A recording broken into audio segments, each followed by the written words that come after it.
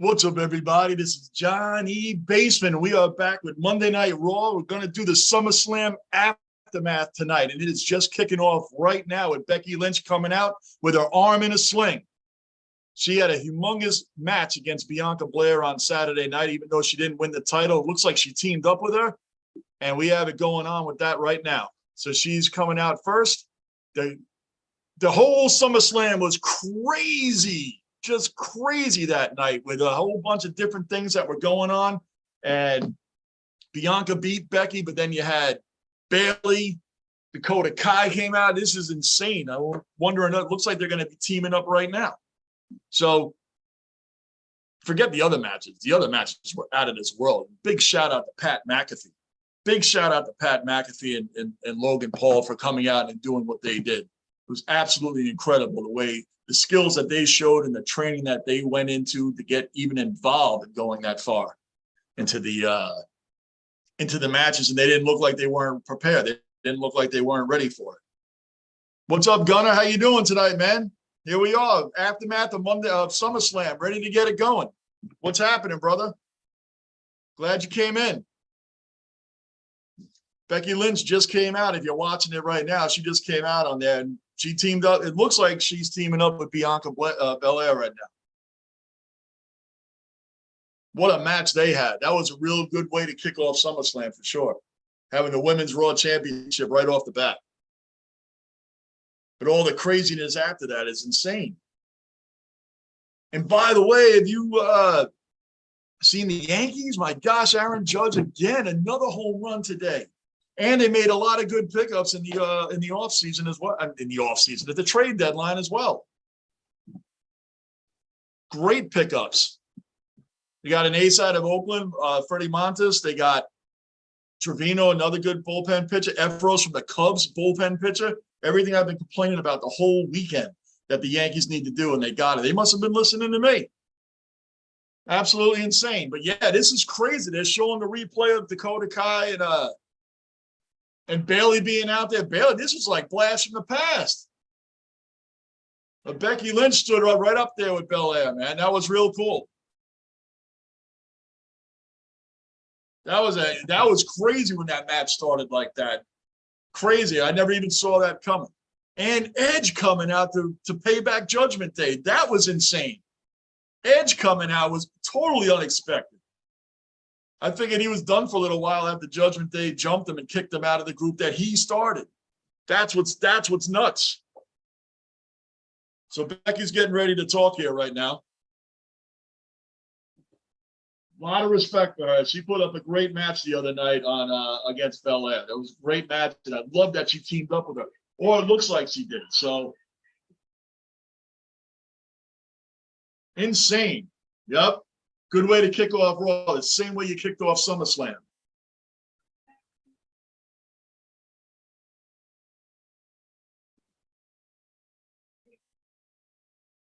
Yep, we're trying to get Lou on here with us, and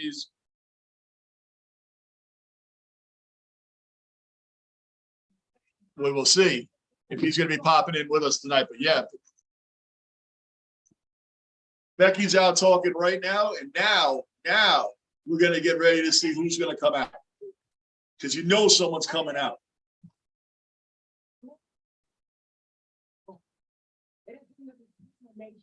That light up there bothers me, and I can tell it's too bright. You just see it in the background, right? It's too light, too light. So yeah.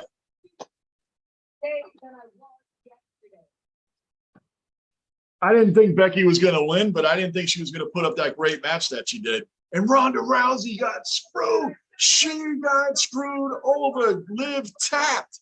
She tapped. No doubt she tapped. And the ref counted her out. Granted, Ronda was back on her shoulders, but Liv wasn't even in a position that she was pinning her. That was crazy. Ronda did not lose that match. She was tapping the whole time. She had that arm bar right on her. Yo, Lockport Judge is insane. Bro, I was watching the game and he hit that 2-run bomb, man, out of nowhere to put it up 5-1. And what about Anthony Rizzo?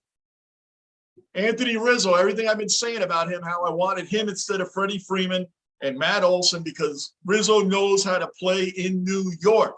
He showed it last year. Look at him now, man. He hit a 3-run bomb to start the game, and then Judge 2 innings later, boom, 5 runs. Judge is not human, man. He is murdering the ball right now. Big shout out to that, man. He's incredible. Absolutely incredible. Yeah, on a tear, bro. On an absolute tear. Anthony Rizzo, signing him again was incredible. I'm glad they didn't lose him.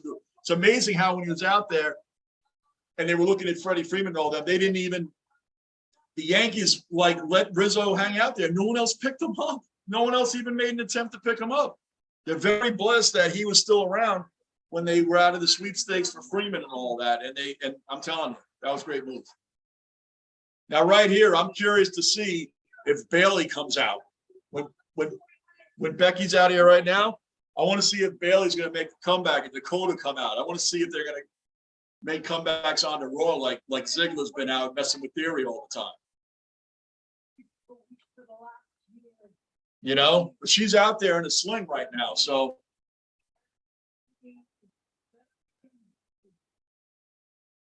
someone's coming out, you know it.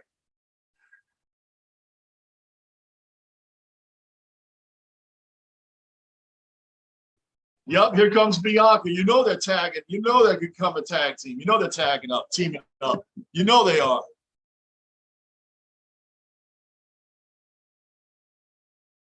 I saw Double J looked incredible, man. I just was surprised. He looked amazing. It was insane. Ric Flair, how are these guys still doing this at the age they're at? But I still, Lockport, man, you had me all ready for Ric Flair to do something with Double J doing that match, man. That was insane. He did look good. I expected more out of Double J reffing that Usos Profits match. I expected some more dirt and some more grime and the Flair aspect. I really did, to kind of set up for for their match the next day. That's what I was waiting for. But I kind of feel the Double J referee is kind of a letdown a little. The match itself, Usos versus Profits, was not a letdown. That was a great match. But having Jarrett there, I just figured there would be more coming out of it than what we got, right? Wouldn't you think so?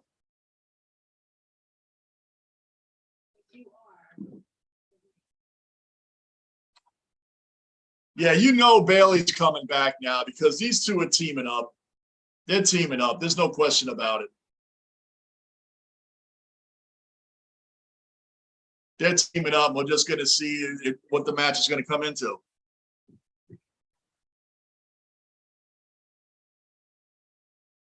I don't know, because I don't know. It's like I still wonder what John Cena is he coming back to do any matches anymore, or is he just done? I don't know what he's planning on doing. Are we going to have The Rock? Is Rock going to come back? What legends? Mick Foley, I still feel like Mick Foley needs to come back. That's who I want to see come back, Mick Foley. It wouldn't be incredible if Kane came back as the original Kane? I mean, the original Kane, where he didn't talk. He was just out there and had the most incredible mask, everything. I would love to see that too. I would definitely love to see that too. If you're new here, please hit the subscribe button, the bell notice, hit the like button, keep this stream going. I'm Johnny Basement. We do all things on here, from the Yankees to Raw to NFL season coming up, New York Rangers. We do all the sports on here. Just fans speaking to fans. Coming here with the basement mentality, emerging from the depths, trying to hit 1,000 subs. The short-term goal is 1,000 subs. So please, subscribe button, bell notice. We all have a bunch of back and forths in here. We got regular people. We're just fans speaking to fans.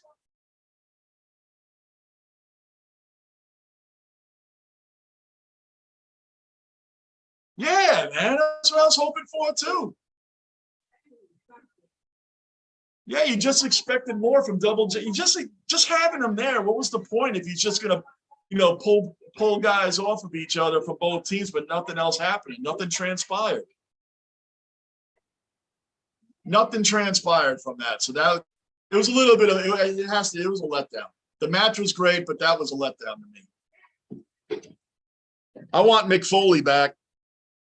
How about Kevin Nash? How about bring Kevin Nash back to something?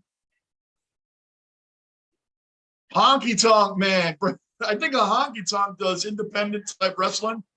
Oh, there's a see, Becky's getting jumped right now. I told you Bayley was coming back. Dakota, I told you. I knew that was going to happen. They're beating her up behind the scenes right now. Bayley's just whacking her with the chair.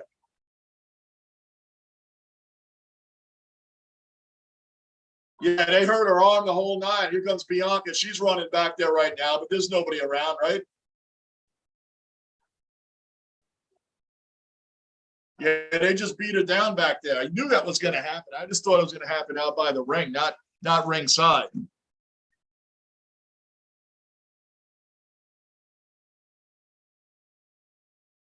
This is going to be great to see them team up now, because Becky Lynch is a really good wrestler, and Bianca Belair is great too. Right, she's got a separated shoulder. What are you trying to prove by attacking her? Why didn't they attack Bianca? Why didn't they run out there and attack her? Yeah, Bayley's back now. See, they're bringing it right. You're bringing people back that shouldn't have been gone to begin with. I love it. The Mysterios are on tonight. There we go. I hope the Mysterios come back. Tonight is the Usos. No. We got a championship match between the Usos and the Mysterios. That's going to be hot. That is hot. I like that. I like that, man. Come on. You just got to love when Rey is out there, man. There's another legend that's still doing it now. And Edge is coming out. That means Judgment Day is going to be coming out. I knew the aftermath from SummerSlam that they were going to bring it strong tonight on Raw. I knew it. So we got triple threat matches tonight. Gable, Styles, and Miz versus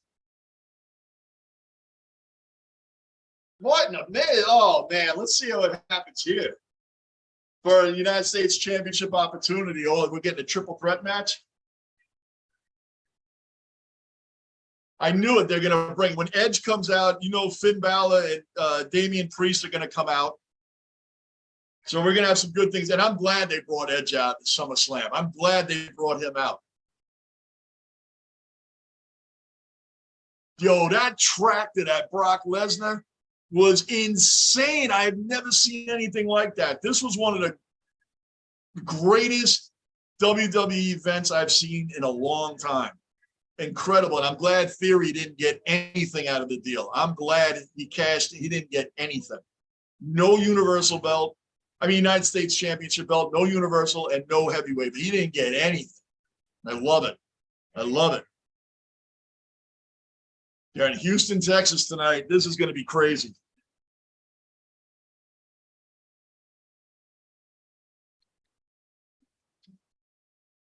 Yeah, man. Toyota Center. I went there once to see the Houston Rockets play when James Harden was still on the team. Told you I trucked across the country, so I've been to some stadiums. So they're all going to have triple threat match tonight, fighting for the next opportunity to challenge Bobby Lashley for the United States Championship.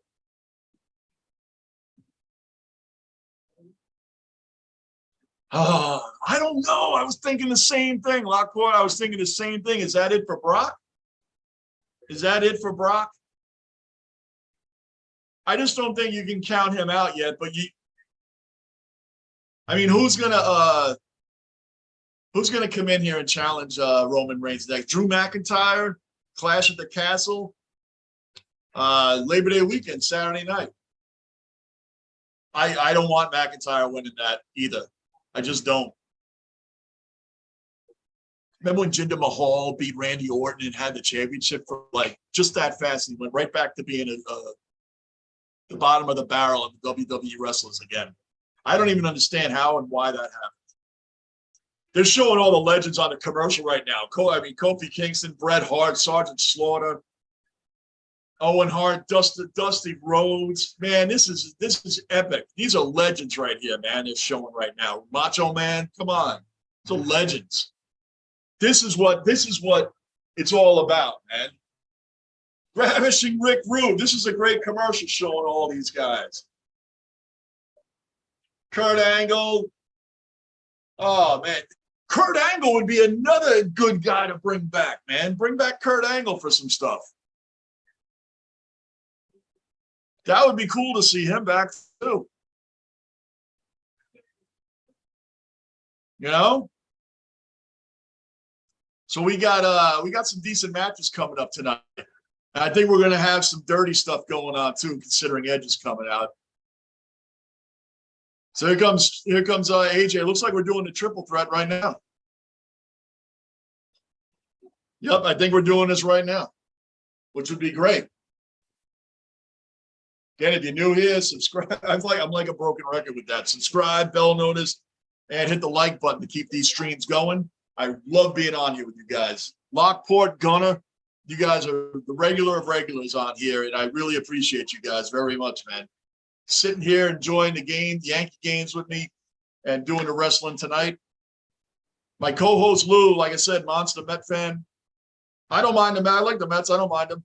Jacob deGrom's back tomorrow night. We're gonna do that. We're gonna talk about the NFL during the game. We're gonna do a lot of things tomorrow night. He'll be on here with me. He may drop in here tonight. Mustafa Ali, we're having a triple threat match right now. Right now. I love these. This is going to be great.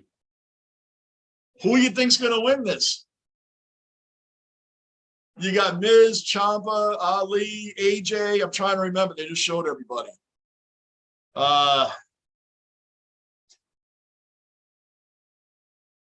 I'd forget the last two. They showed it quickly, and we were talking about baseball and the Yankees and everything. I missed the last two. What are you going to do? We're in the basement, and that's what happens. This happens when fans are talking, right? I don't think they're going to give Mustafa Ali's going to win that. AJ Styles he can still come back. He's won the U.S. championship belt 3 times.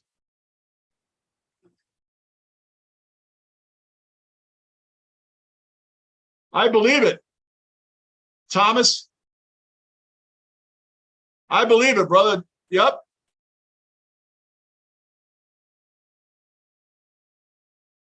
Yeah, Seth Rollins, no doubt, man. 20 to 30 of that, no doubt. No doubt. Yes, absolutely. I agree. Good comment, man. Good comment, 444. There you go, 444. That's what I'll call you, man. Thanks. Welcome in. Please hit the subscribe and the bell notice and the like button. I'm Johnny Basement, diehard fans. Speaking of diehard fans, we do all the sports in here, man. We do them all. And we're constantly BSing back and forth during these wrestling and baseball, football, everything. Now, Logan Paul came out SummerSlam, and he was I give him and Pat McAfee, man. These guys obviously trained. They did a lot of training. You got to give respect to that they're not just walking out here and just taking it for granted, man. They really went all in, and you got to love it. You got to love it, man. That SummerSlam was awesome. That was an awesome event Saturday night. We had a lot of fun on here. You know, we had a lot of crazy stuff. I'm just wondering how long Logan's going to stick around. You know, how long you guys think that Logan's going to stick around? I know it's official. I know he's doing his thing, and he actually looked pretty good. It actually looked pretty good.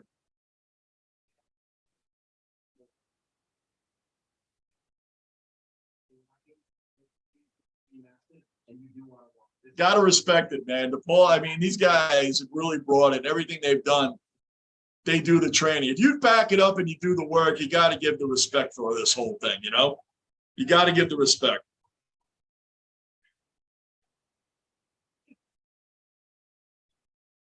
Trying to get my co-host on here with us, man.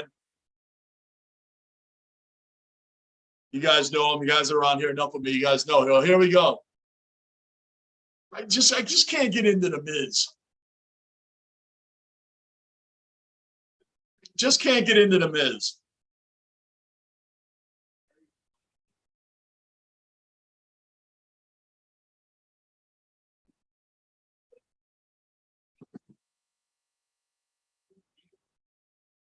Miz should have a bruised ego, man. I don't know, man. He's been around a long time. I just never got into him, man. Just not as a wrestler.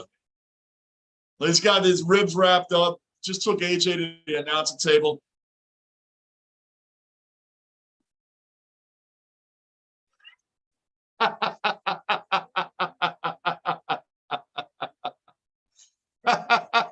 They do.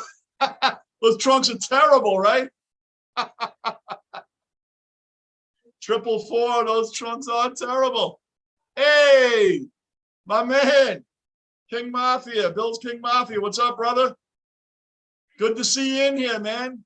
Gonna have you on too, Bill's King Mafia. He's gonna be right here reviewing the NFL with me and Lou Talks. He's gonna be right on this channel too. He's gonna be on as a guest. He has his own podcast, Miller Time Sports Show, for all Buffalo Bills Mafia. Miller Time Sports Show. He's on here right now. His name's Bill's King Mafia. He's in the chat. I've been on his podcast a couple of times. He's a great dude. Really good dude. Good. Welcome.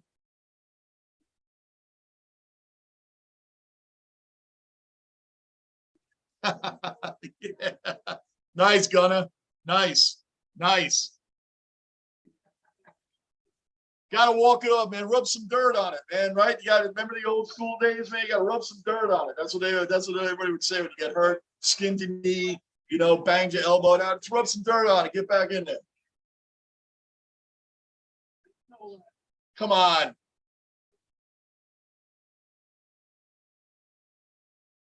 Not a big Miz guy though, Daniel.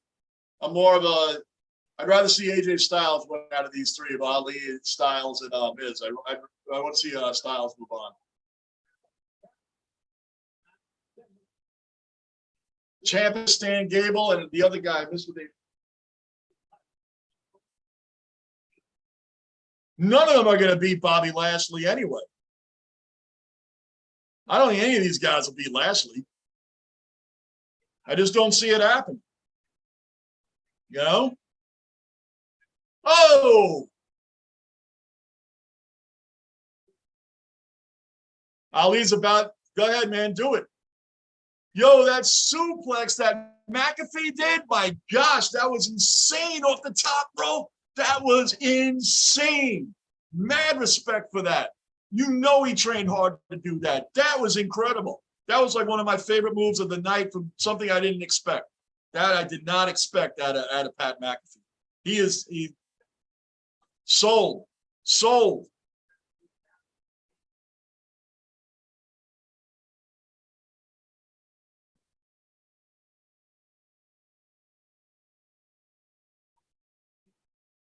Really? Nice. Are you?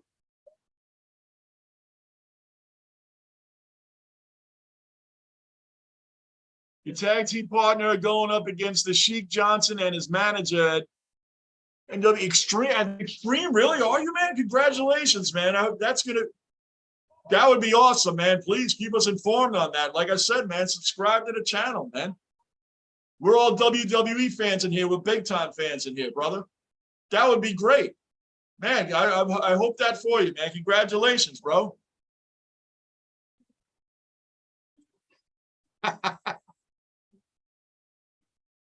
Good for you. Good for you. Get your first match in there. That's awesome, man. We'd love to hear it. Love to hear it. No, I've been accused of looking like Stone Cold for a while, Daniel, most of my life.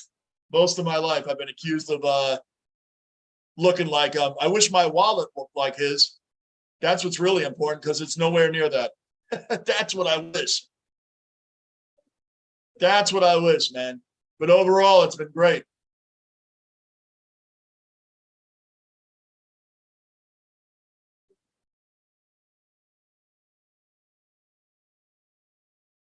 Oh, come on, Ali. They're trying to get Ali to do this, man. I just don't see, like I said, none of these guys have beaten Lashley anyway. None of them. That's for sure.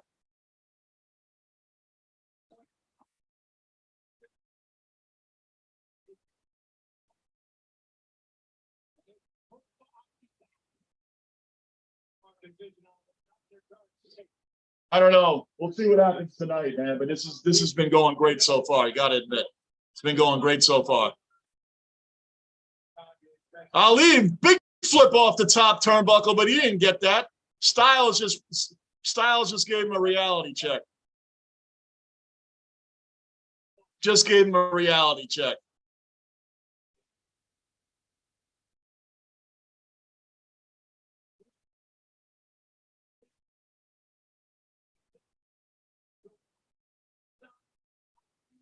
Yeah, they downgraded AJ a lot, man. They did. But I think they're trying to work him back up a little bit. I mean, he's starting to get involved in a little bit like this, the triple threat. They're starting to get him involved in a little bit more. So they're not making him a total loser yet in the WWE, but I don't know how far they're going to take him.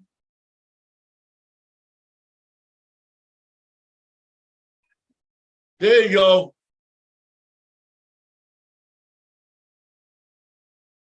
Get it right over on him.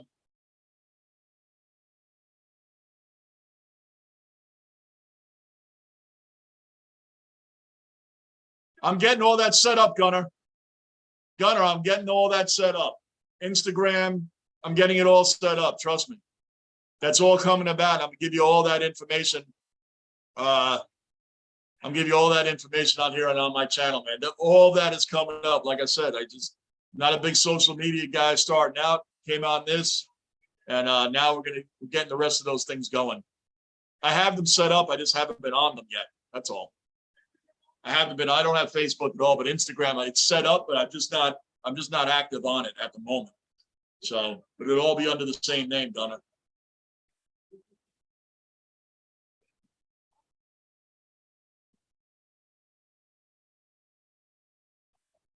That was a big shot to the ribs right there. Big shot.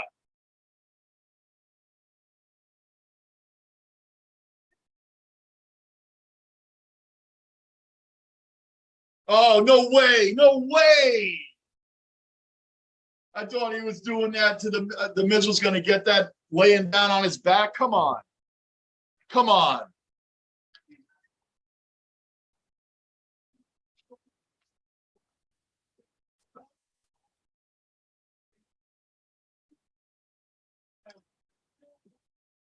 He got bashed through the announcer table from Logan Paul, man. He has to be hurting.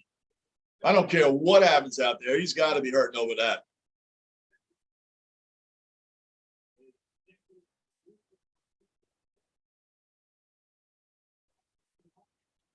Oh, good kick. Good kick. Mustafa Ali, man, does have some decent moves, man. I just can't see him winning the belt over. I can't, like I said, I can't see any of these guys taking it from Lashley, man. Lashley is an all-time great. Boom! Great flip. Nope.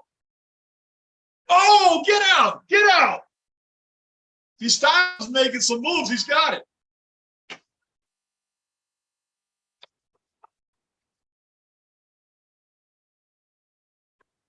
They're bringing AJ back around, man.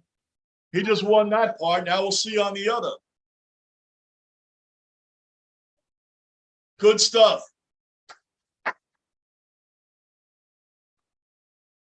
Get the Miz and Ali out of here. AJ's up. We'll see who he's going to be wrestling again, the other triple threat match.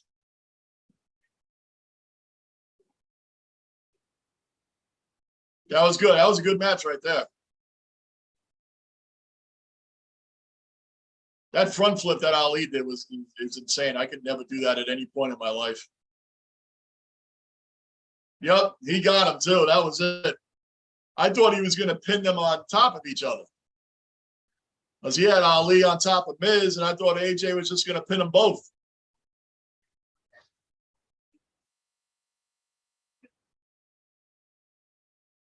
Oh, yeah. Triple H is a legend, man. He knows how to work this deal, and he's been doing it really well. He knows how to work this deal.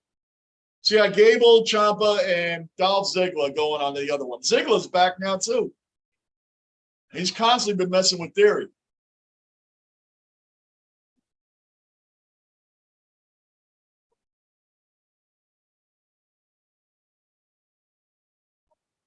Yeah, that Becky Lynch, Bianca Belair, I'm interested to see how far that's going to go with Bayley being back now. This is crazy how they turned that whole thing around there.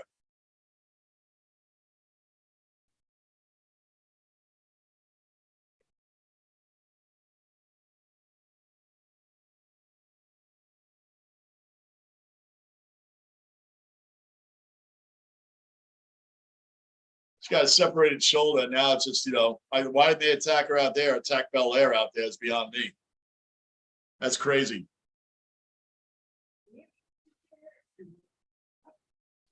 Yeah, what's up with that? What is up with that, Lockport? You made that point at SummerSlam, and now you're making it again. That's an excellent point. What is up with no Vince McMahon tribute? Are they going to do it at Clash at the Castle on Labor Day weekend? Are they planning some big thing for him then? Was it too soon to do something? It couldn't have been too soon to do something for SummerSlam. It couldn't have been too soon. So I don't understand why they didn't do that. How can you not? How can Vince just retire and just kind of walk away? I know he came out on, what was it, SmackDown a couple weeks ago. I don't know how you can just let him walk off into the sunset and nobody does any tributes or anything. Come on, man. This man has made this, and it's the greatest, most viewed, watched sport of them all. Every week they get more views than the NFL, baseball, everything combined. For the whole year. That's insane. That is insane. I know, Lockport. It's I don't get it, brother. I don't get it. The Usos versus the Mysterios. I'm looking forward to that match too, man. I'm looking forward to that match. That should be fun.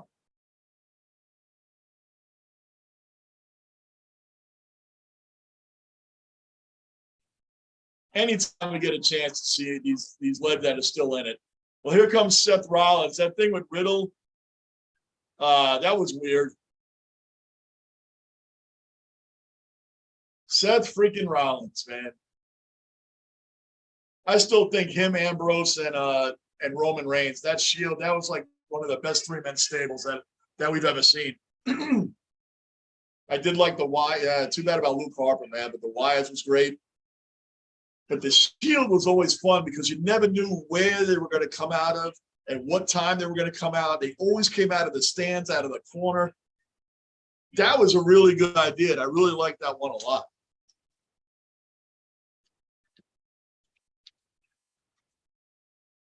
Outstanding. And Riddle, I'm getting tired. The thing I'm getting tired about with Riddle is doing all the Randy Orton moves. I just don't. That's getting tired. That's getting tired now. Rollins has been stomping Riddle every time they go at it. Every time.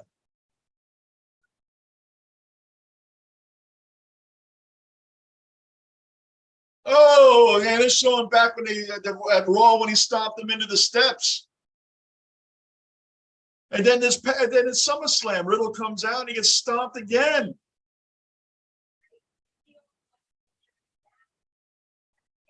Yep, that's what made it postponed, man. He had a plexus injury and Riddle comes out anyway. For what? Why did he come out? And he stomped him again. Absolutely insane.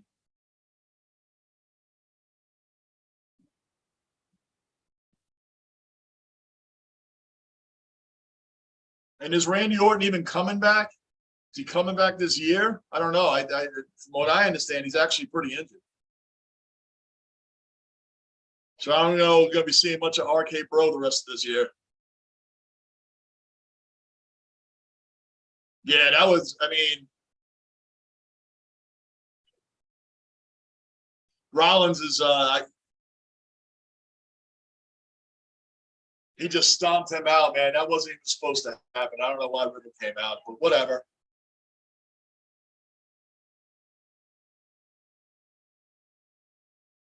I want to see I'm ready for that Usos Mysterios match already. Mysterios, that Edge coming out to help them out was also great. That's a legend helping a legend against Judgment Day. And good payback, good payback for Edge. Because Balor, Priest, they did him dirty on Raw a few weeks ago. That was dirty, man. Turned on him at the Raw event, man. He started that group edge. He started Judgment Day. And they turned on him.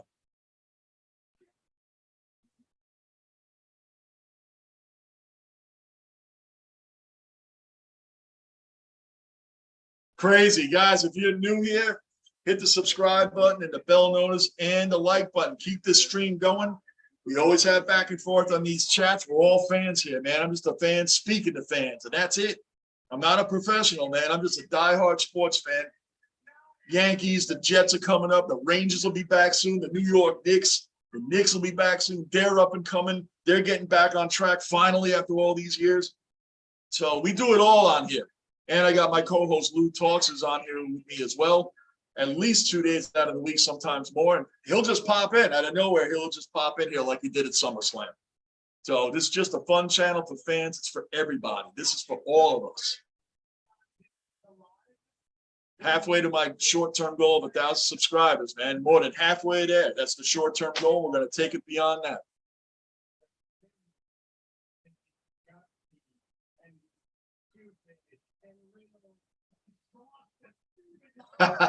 Rollins is trashing out Riddle right now, calling him dumb. He's between gutsy or stupid. And what Riddle did is stupid. You got a plexus injury, man.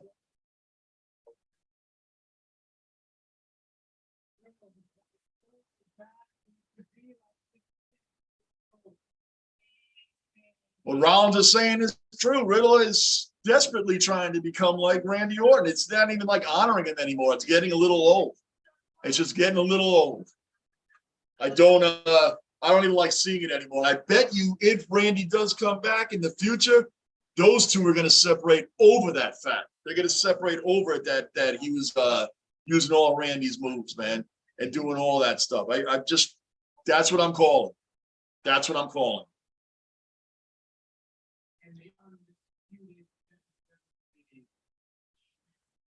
Yep, I knew it.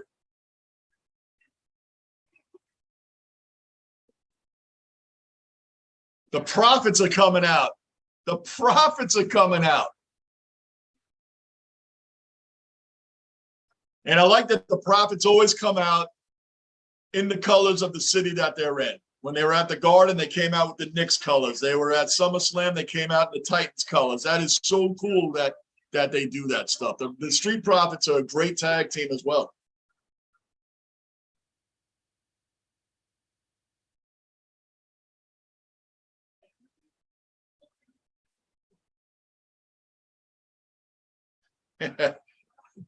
Pierce, yep, you're right.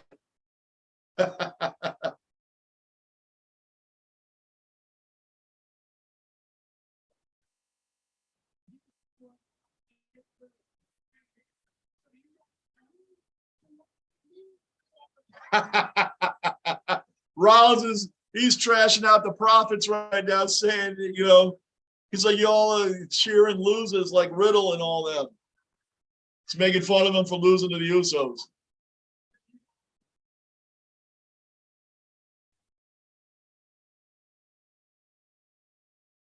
Rollins is a good smack talker, man. He's definitely a good smack talker. But he's I hope the Profits beat him down though. In the same breath, I hope the Profits take it to him.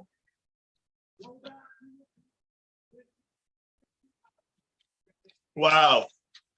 He's calling him out, man. I hope they run down there and get on Rollins, but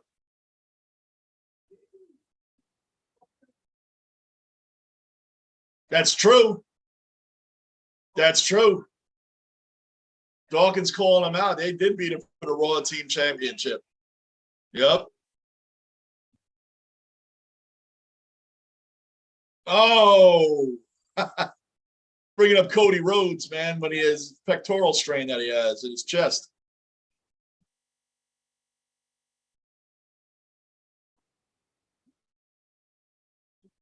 He's calling him out. They're going to have a tag team. Rollins and who is going to go against the Profits? You already see this coming.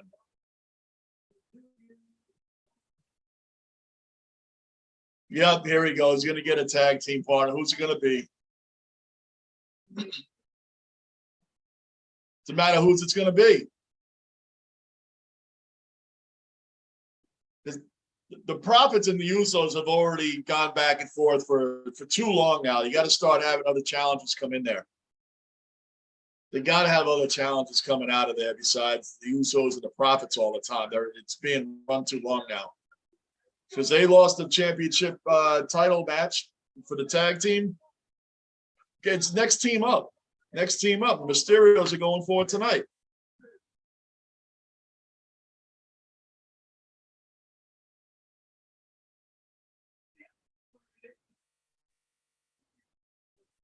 I don't know which one of them's going out there to fight Rollins. One of them is. I don't know if it's Tez or Dawkins.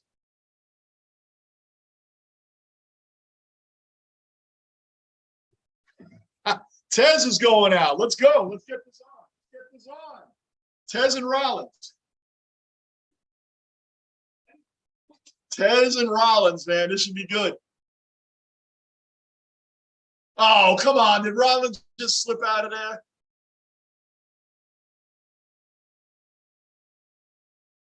Here we go. All right, they're going. Oh!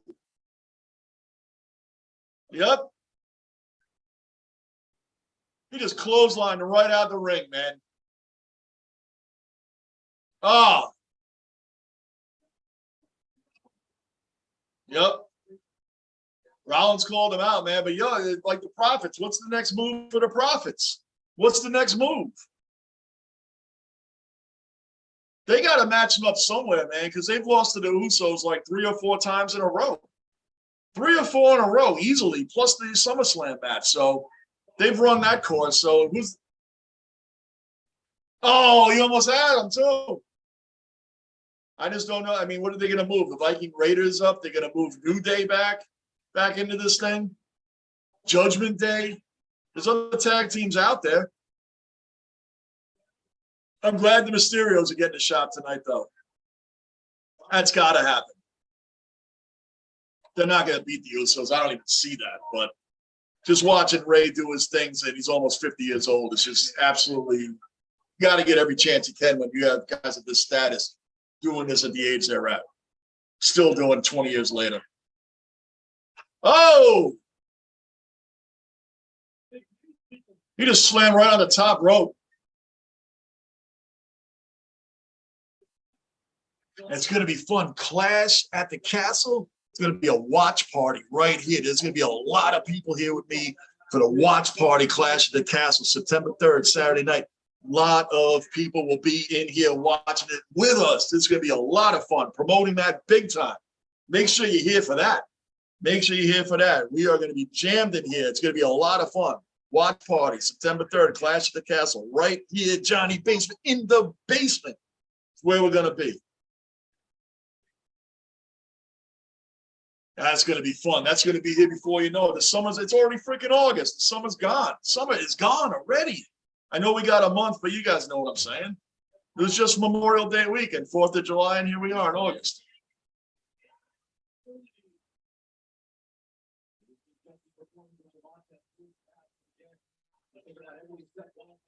Rollins is bringing it to Tez right now, man. But, you know, just don't.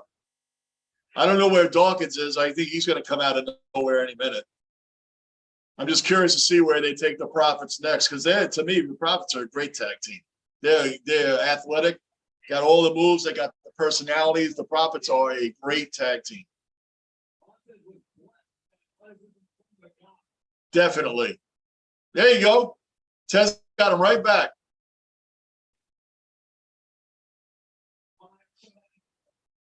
Oh. Oh. There you go.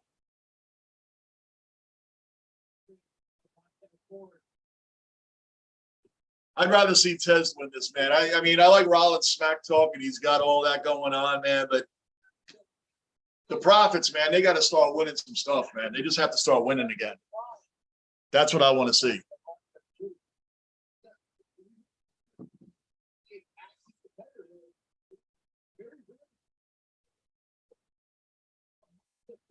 That's awesome, Gunner. Good for you, man. That is awesome. Everything's coming back now, Gunner. Everything's coming back. Your Buffalo Bills, my New York Jets, We're going to be going at it this year too. And I am going to do Buffalo Bills games when they're on at night. There's so many great Bills Mafia subscribe to my channel. I'm going to do when the Bills are on at night, Monday night, Thursday night, Sunday night. I know they're on a lot this year. I'll be doing those games too, just for you guys, man. Just to, out of appreciation for all the support you guys give this channel. That's a definite. Because my Jets, they have one night game this year. One night game. You know what it is? One no one's going to watch. It's a Thursday night against the Jaguars. Who thought of putting that on for a night game? Jaguars, Jets. Wow, that's a real national draw, Jaguars, Jets. I'm sure everybody's going to break their day apart to make sure they get home in time to watch Jaguars, Jets. What is that? And I am a diehard Jet fan. I just don't see how that's a national draw. It's a Thursday night game. I mean, come on. I mean, unless both teams at that point are miraculously good, the Jets should be really good. But I'm just, oh, man, Tez got him. He's got him on that. Come on. Tez gets so much height off the top rope when he jumps up. He gets so much height. Him and the Usos, I think, get the best height off the top rope. And he gets way up there. That is insane, man. It is. But, yeah, maybe they'll be good at that point. Oh, Gunnar, now you're hitting on him, man. That Texans Panthers game was disgusting. It was like when I did the Yankees Royals on Thursday night, that 1-0 snooze fest, man. It was 0-0 forever. And we were all talking about everything but the game. The Yankees are struggling against a 40-win team. Remember that? That was the one hitter that Brady Singer threw. Brady Singer, who the hell is that? Oh, good move. Good move by Ford. Ford's got him. He's got him. Ford is rolling now. Boom.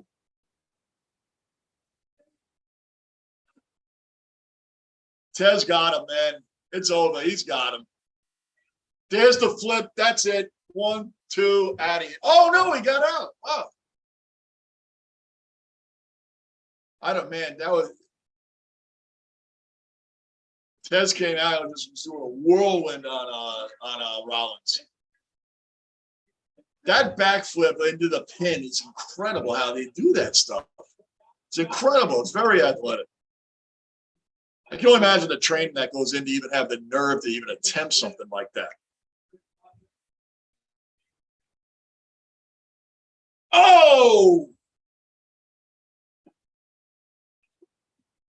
Oh, he got out again.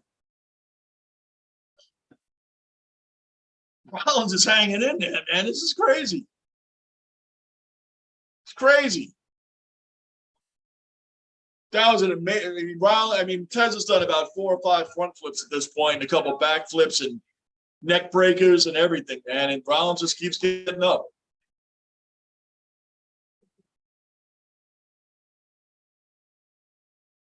Yeah, Dawkins isn't even. He isn't. I mean, unless he's off screen, I don't see him anywhere outside the ring. Nowhere.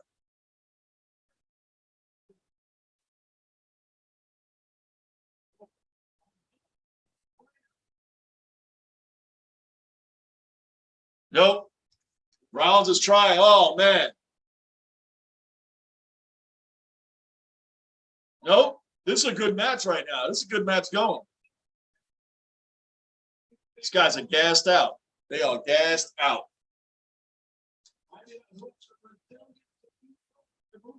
Yeah. Yeah, the Thursday night football games has been awful, Gunnar. It's a good point, man. They really have been awful. At the time, who would think of Jets Jaguars? At the time, I mean, I think the Jets could be a lot better this year, but at the time, they were like 4-win dumpster fire, and the Jaguars had won, 1 or 2 games? Come on. It's a joke. Oh, he tried to stop. He missed it. No, he reversed on Tez. Let's go for the power slam. Nope, Ted's is still going, man. Oh, this is a great match right now. Oh! Wow, man. That was a Incredible move. That's it. That is it. Wait a minute. Oh, he got his foot up on the rope. He broke the count. He broke the count, man. That was good ring awareness by Seth. What a reversal neck breaker that was. That was insane. Ted's going to the top rope again. Oh, no. Rollins got him, man. It's a power bomb. Oh, he threw him into the turnbuckle. He didn't do the bomb.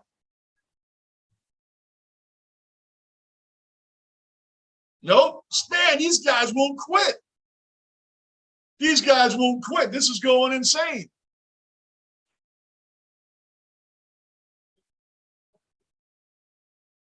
Oh, yeah. That was, yep. I mean, two bad teams can. You know what? You know what's funny in football? It's always one game, and you know, we all watch it anyway, right? Football will draw that. We'll all watch the bad teams play anyway. That's the one thing about the NFL. They can put up a Jet-Jaguar game on Thursday night, and people will still watch it because it's football. But we'll still watch it. I'm just saying the intriguing matchup of it is not. Oh, he got out of the way. Seth went off the top rope, man. He got out of the way. Tez rolled right out of that. Here he goes. Tez is going way up now. Look at the height he gets. Oh. Oh. No, he didn't. No, he didn't. Rollins stomped him, man. Gave him the stomp. Oh. What a match. What a match. Wow, what a match. These guys are gassed out, man. That was a hell of a match, man. Tez went all in, man. Rollins went in. I thought he had Rollins.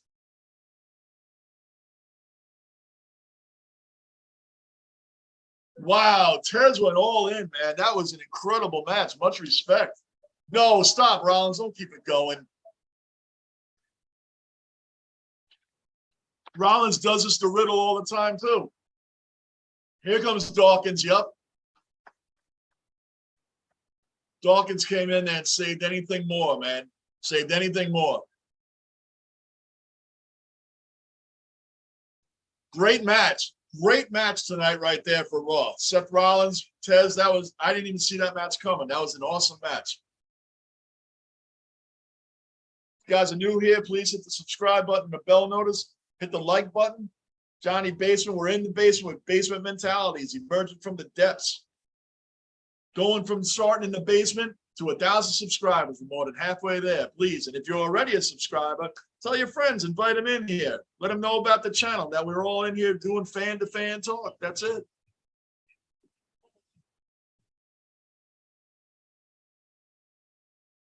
They're showing the Roman Reigns Lesnar right now, I guess during this commercial. That match was insane. That match was absolutely insane. Him with the tractor lifting the ring up, I have never seen anything like that. I don't think we've ever seen anything like that in wrestling, ever. Dumping Reigns out of the bucket? He put him in the bucket and dumped him out of it onto the ring, man. It's like mad disrespectful. That was amazing.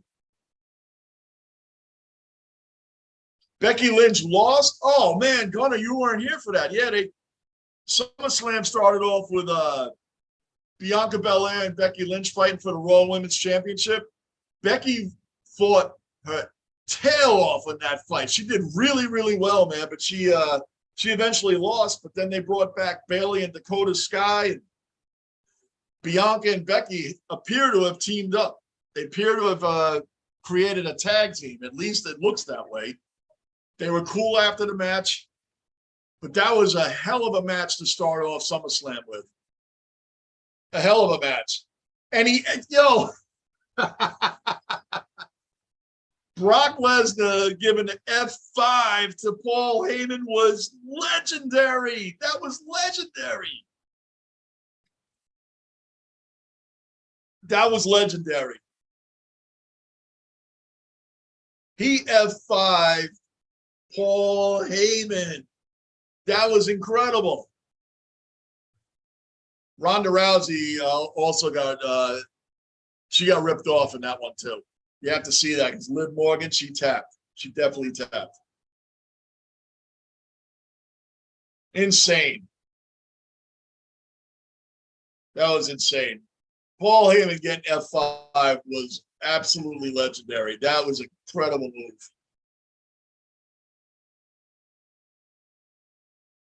Roman really, he brought it at the end of Brock, man. I don't know if Brock's done or what are they going to do with him next. But Brock threw the Uso. He threw Jimmy and Jay Uso around like no problem.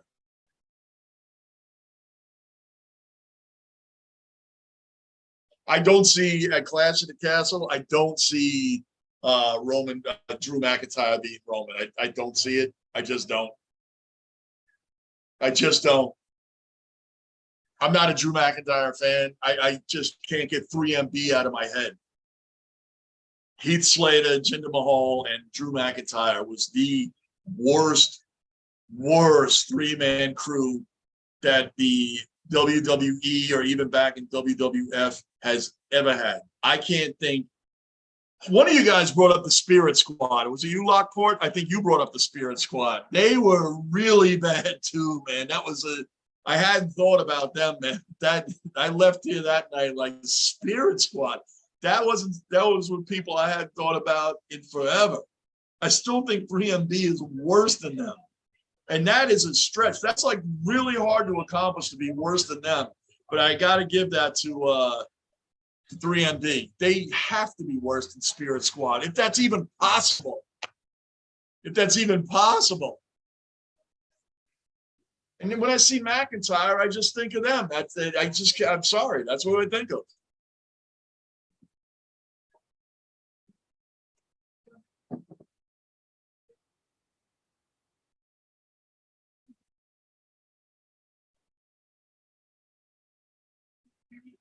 Liv Morgan, Ronda Rousey's got to get another shot. It's got to get another shot. That was ridiculous. Could happen at WrestleMania. It could. Definitely could happen at WrestleMania. I can see that. I can see that. You never know what's going to happen at WrestleMania. But that they pull out all the stops there. Here comes Alexa. I don't know who she's wrestling. Like I said, I stopped in here, but I got caught up in the Yankee game because Aaron Judge is unconscious right now. Jacked another 2-run homer. Anthony Rizzo hitting 3-run shots. The Yankees are rolling. So I got caught up in the game, and then I realized it was like 8 o'clock, and I was like, man, I got to get on and do Raw. So I missed a lot of who the matchups were going to be at the start of this tonight. So I don't know who Alexa's going up against right now.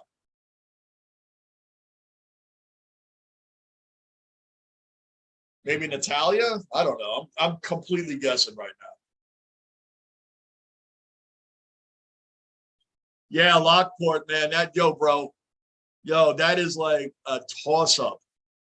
I'm glad that you brought that. It was you that brought up Spirit Squad, man. That is an absolute toss-up. But 3MB, it's mind-blowing that someone could be worse than Spirit Squad. But yeah, they are both horrendous trash. You know what else I don't understand? If you're going to move Jinder Mahal up a few years ago, right, to beat Randy Orton and get the championship belt for just so brief. And then who else is falling off the map that was built all the way up, all the way back down to where he has no storyline anymore? He's right back to the same bottom of the barrel wrestler that he was before he got up that high. So I don't understand. I don't remember any other wrestler being brought up that high to be brought right back down that low. That's what I don't get. I don't get that because he comes out with Shanky and it's just a total that thing against the Viking Raiders is the most ridiculous thing going on right now that they keep bringing out every week. And then New Day, who I do like. I like the New Day. I like Xavier and Kofi Kingston. But the Jinder Mahal and Shandy, that's just terrible, man. It's terrible. It's like It's like a tag team of 3MB. But why did they drop Jinder all the way back down if he went all the way up to the belt, even for 5 seconds? Just a thought. Hey, Rick, you stopped in. Judge is killing it. Killing it. Aaron Judge is murdering it, Rick. And Rizzo, you and I have spoken about Rizzo all weekend, man. All weekend during that stressful Royal series. Rizzo, again, 3-run bomb, first inning, man. How exciting was that? You got to keep Judge, man. You just got to keep him. The Yankees are out of the Soto sweepstakes. And we got pitching. We were talking about this for the 4 days. They got pitching. They got some pitching. Efros from the Cubs and MONTEZ, the Oakland A's ace. He's been, I think his ERA is like 2.9 since May, since the beginning of May. So we got some pitching, man. They addressed real needs. And, of course, Benintendi sends Gallo right out. So I think we got some decent pickups for the stretch here, man, because it's all about the playoffs now. Yeah, no doubt, Rick. No doubt. Rizzo's the other man. What a freaking 1-2 punch. We talked about that all weekend. What a stressful weekend that was. We should have had heart attacks and strokes over a 40-win team. A 40-win team. That game yesterday, can you imagine we exhausted the entire bullpen? The entire bullpen against the Royals got exhausted yesterday. They had nobody left. The Yankees had tied it. We'd had Liddick out there forever. Liddick, whatever his name is. You know what I mean. Just would have been out there forever. What a joke. Anyway, who cares? They're killing the Mariners right now, and that's what matters, man. We're coming out strong. Coming out strong. So, yeah, it's very enjoyable. Boy, oh boy. If anybody's new here, please hit the subscribe button, bell notice, hit the like button. We're just a bunch of fans in here, guys. I'm not a professional. Not at all. Diehard fan. We do all the sports. I got subscribers that are wrestling fans. I am too. Baseball, NFL, Rangers coming back. New York Knicks coming back. We're going to make some moves finally with that team too. Can you imagine being a Jet fan and a Knicks fan? It's rough. It's tough. Oh, Bailey, they're coming. They're making a huge presence back again. Bailey, Dakota Sky, they're making a huge presence back in the W. They're attacking all the women, all the other female wrestlers. They're attacking them all. And they assaulted Becky Lynch again tonight. You got to be kidding me. Oh, man. Alexa, they are all over her. Wow. Oh, they're killing both of them. They're coming out like a female Shield, like when the Shield would come out and just attack everybody. This is what they're doing. I'm getting a feel like that. It's like a female Shield.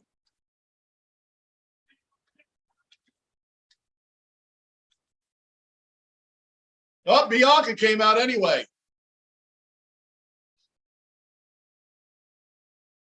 I like what they're doing with this. I like this. I like what they're doing with this right now. This is a good concept. Oh, Bianca's calling them out. She wants a match with one of the three. She wants a match.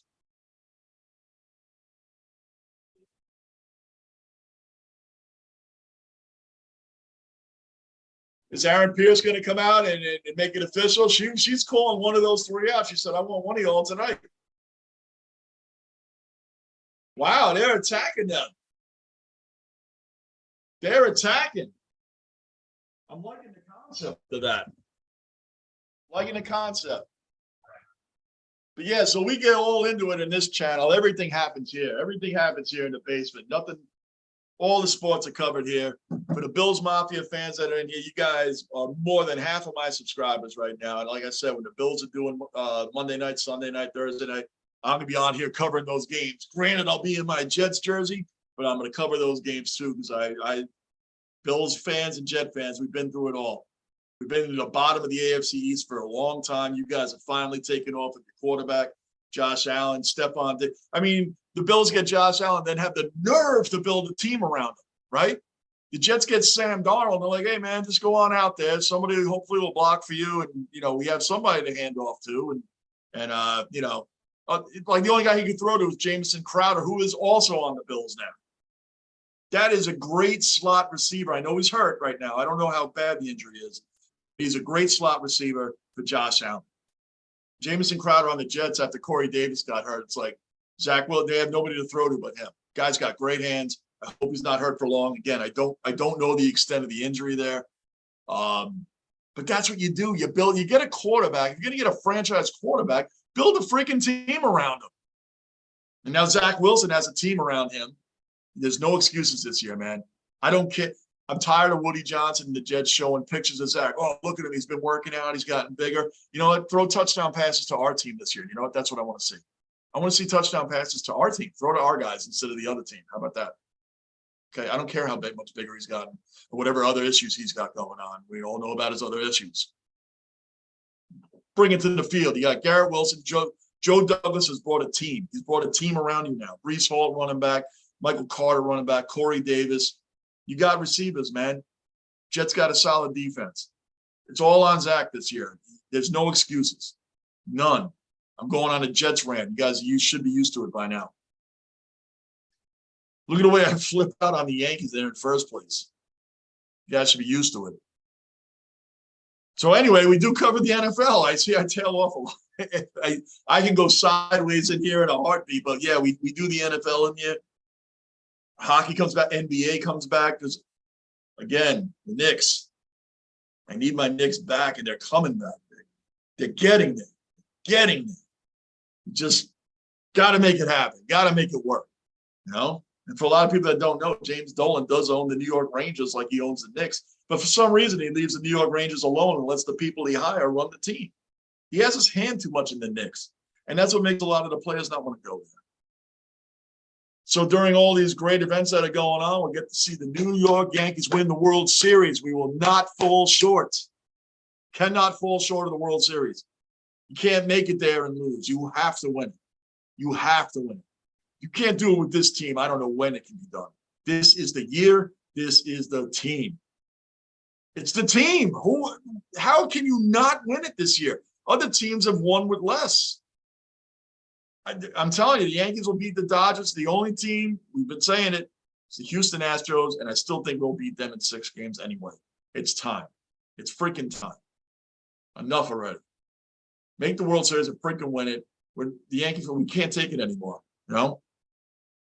At least the Jets, for me, at least I know in September, they're not going to do anything. At least I know that early. But to go through the stress the whole season, it's all or nothing. My co-host Lou's a diehard Mets fan. If they make the playoffs and go in far in the playoffs and lose, hey, it's a success. That's not the way it works here in the Bronx, in the Yankees. It doesn't work here like that. I mean, we all know it. So we all know it. So I'm waiting to see when Edge comes out tonight. I'm waiting to see when Edge comes out, and I want to see what happens there because somebody from the Judgment Day is coming out. They're not going to take that lion down. They lost to the Mysterios because Edge came out and got his payback, well-deserved payback against the group that turned on him. So we're waiting for that as well.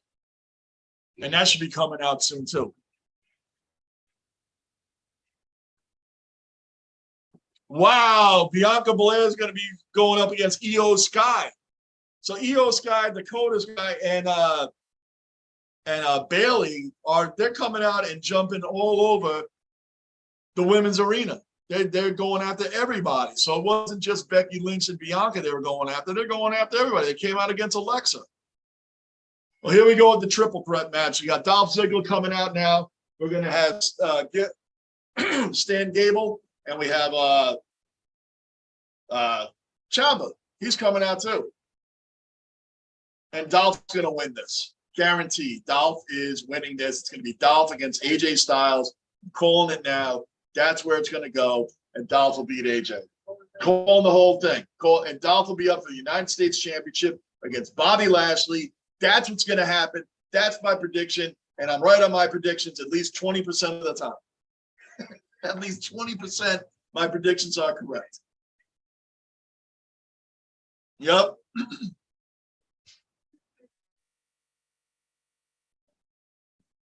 Ciampa was a former NXT champion. The guy can wrestle, and I know he does a lot of stuff with The Miz. It's just, you know,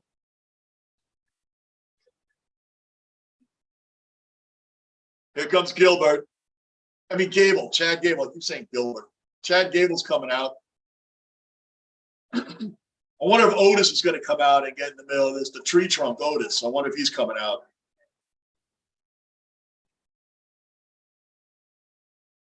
Oh, please. Dolph is winning this, man. There's no question. Dolph is winning this. And the Alpha Academy, they don't. That's another tag team that could go up against the Usos, man. It's time to switch it up a little bit. Switch it up a little bit.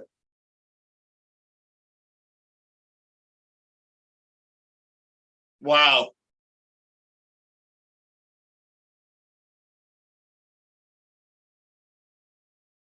Yeah.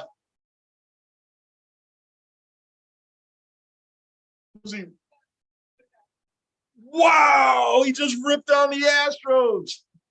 No, booing him. He said, I'm not a failed organization cheater like the Houston Astros. Gable dropped it on him. Wow. Gable dropped it on him.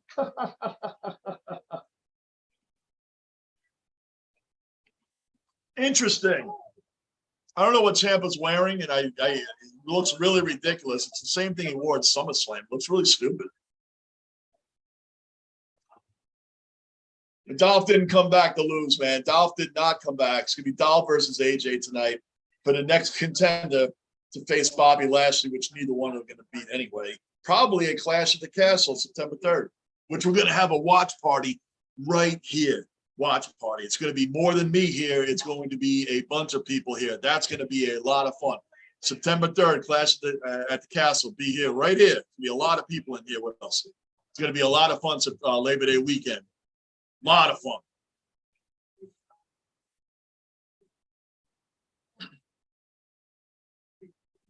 There's no way any of these guys are beating Bobby Lashley, man, at the Castle.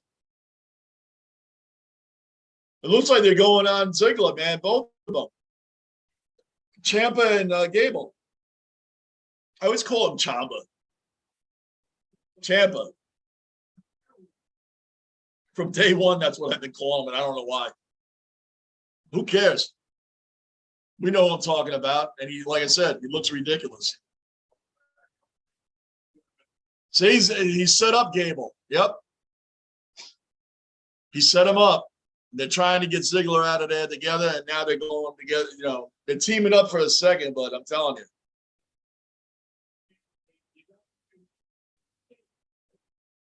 you.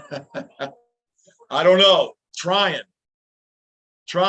Yeah, Lou may actually be right here with us, man. In here with us. There's going to be a whole bunch of people here September 3rd. A whole bunch. I'm telling you, you're all going to want to tune in on September 3rd. You're definitely going to want to tune in that night. It's going to be epic. There's going to be a lot of people here. A lot. So make sure you're here September 3rd for sure. Anybody new in the room, please subscribe, bell notice, like button. Fans speaking to fans. We're all just a bunch of fans in here, a bunch of regular Joes is what we are. Nothing professional going on in here. Man, Gable is really putting it on. They're not, no way. I love how they do commercials split screen with the match. Yep. Well, I guess however you got to squeeze this time, and you got to squeeze it in. Can you imagine that happening during a football game or a big moment in baseball game? They split off to a commercial while they're playing. Is that going to be the new thing and other stuff? I don't know. What do I know? I'm a 4 decades Jet fan. How smart could I be? All right, Ciampa seems to be taking control of this right now. I'm curious to see if Otis, the tree trunk, man, the tree trunk from Alpha Academy is going to come out and help his partner. Somewhere along the way here. Come on now. Come on. I don't want to listen to a commercial while I'm watching this. Come on. I'm telling you, Ziggler's going to win this, man. What did I say about my predictions? 20% of the time, they are on point. I'm always right on this stuff unless I'm wrong. That's how it works. Cable's going for the pin of Ciampa. No, he didn't get it. Ah. Yep, okay.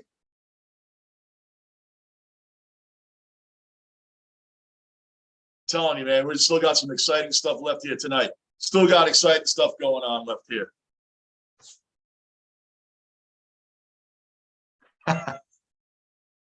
Thank you, sir. Thank you. Working on it for a little while. That'd be great if you were Triple H, brother. That would be awesome, man. Welcome to the room. Please hit the subscribe button and the bell notice and the like button to keep this stream rolling. Keep this stream rolling. We're just fans talking to fans. Welcome to the room. Everybody in here is a regular. We all just kick it, man, from wrestling to baseball to football we do it all. Right now, Ziggler is getting knocked around. Looks like Gable and Ciampa are going at him. Looks like they're going at him. Trying to knock him off, even though he's going to win. He's definitely going to win. Payday bar. Tons of peanuts and caramel to get the job done. So you can think of definitely. We'll see here, man. But he's got Ciampa's going up to I don't know if he's going to suplex him right off the top rope or what.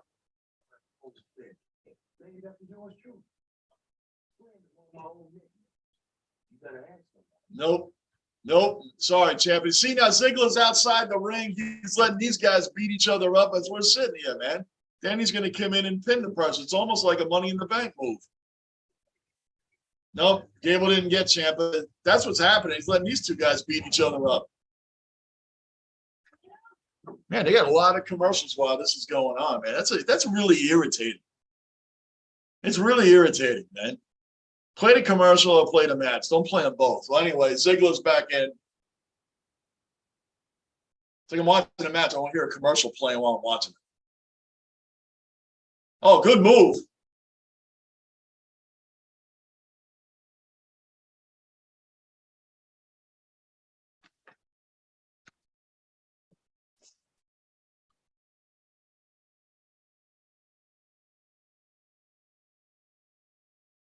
That's right, Gunner. It's very good, man. That is right.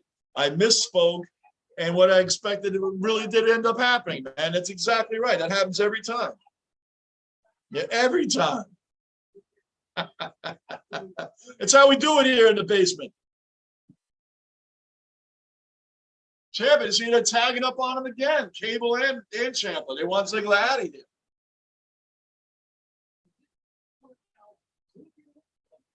What about Big E? Anybody know what's happening with Big E? Is his neck better? How's that guy? Is he even going to come back? Anybody know if Big E's even coming back? I remember when he used to come out with Ziggler like 8-9 years ago, right? He used to come out with him. And AJ, right? I think AJ was with him too. Not Styles, the chick. Oh, that was a nice move by Ciampa. It was a little dirty, but did he get him? He almost pulled that off. Wow.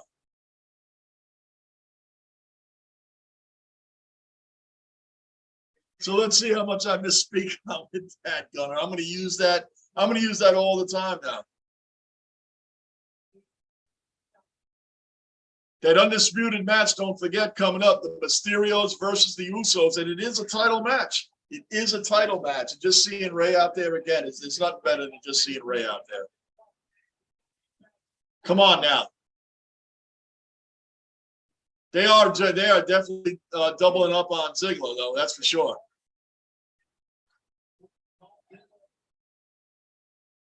Ciampa's got him on that top rope, holding him up, man. That's insane. Maybe that is it for Ziggler. Nope. Gable jumped in there. This is a good match right now, man. No one's letting anybody do anything. So that's something I was wondering about is Big E. Does anybody know what's going on with Big E?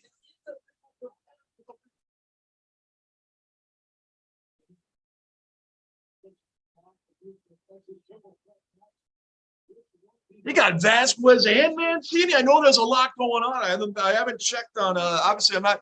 Keep updating me. They got them both. Yanks do need one more, man, and they got to move Gallo, man. Gallo's got to be moved. I couldn't believe there was 2 or 3 teams interested in him, and I know Padres were one, and the Milwaukee Brewers were the other. I don't know who the third team was. Dolph got them both. He's going to pin Gable right now. Nope, he didn't. This is crazy. They're all still going. They're all gassed out. I thought they would trade Gallo. What are they going to keep him for? The fact that teams are even interested in Joey Gallo has to be for his play in the field because he is a decent outfielder. I know he's Gold Glove winner before, but his bat sucks.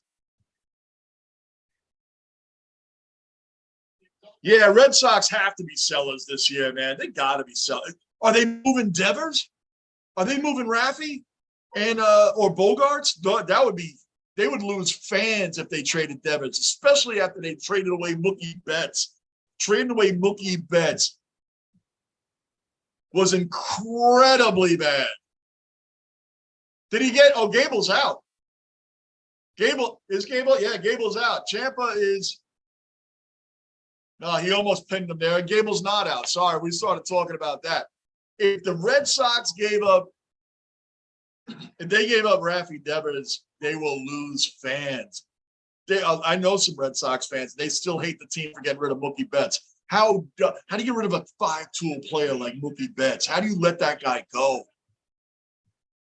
Ciampa, man, these guys, no one's been knocked, no one's been pinned yet, man. These guys are going at it. Oh!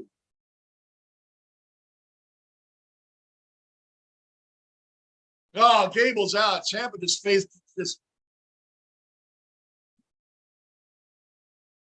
I misspoke, Gunner.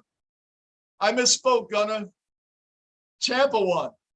I must have misspoke, right, Gunner? I must have misspoke, man. Yeah, the Lockport was just telling me, Rick, they traded Vasquez to the Stros. I figured for a minute, I thought the Mets might have gone after him because the Mets, as far as I know, James McCann is still hurt, as far as I know. And they have Nito.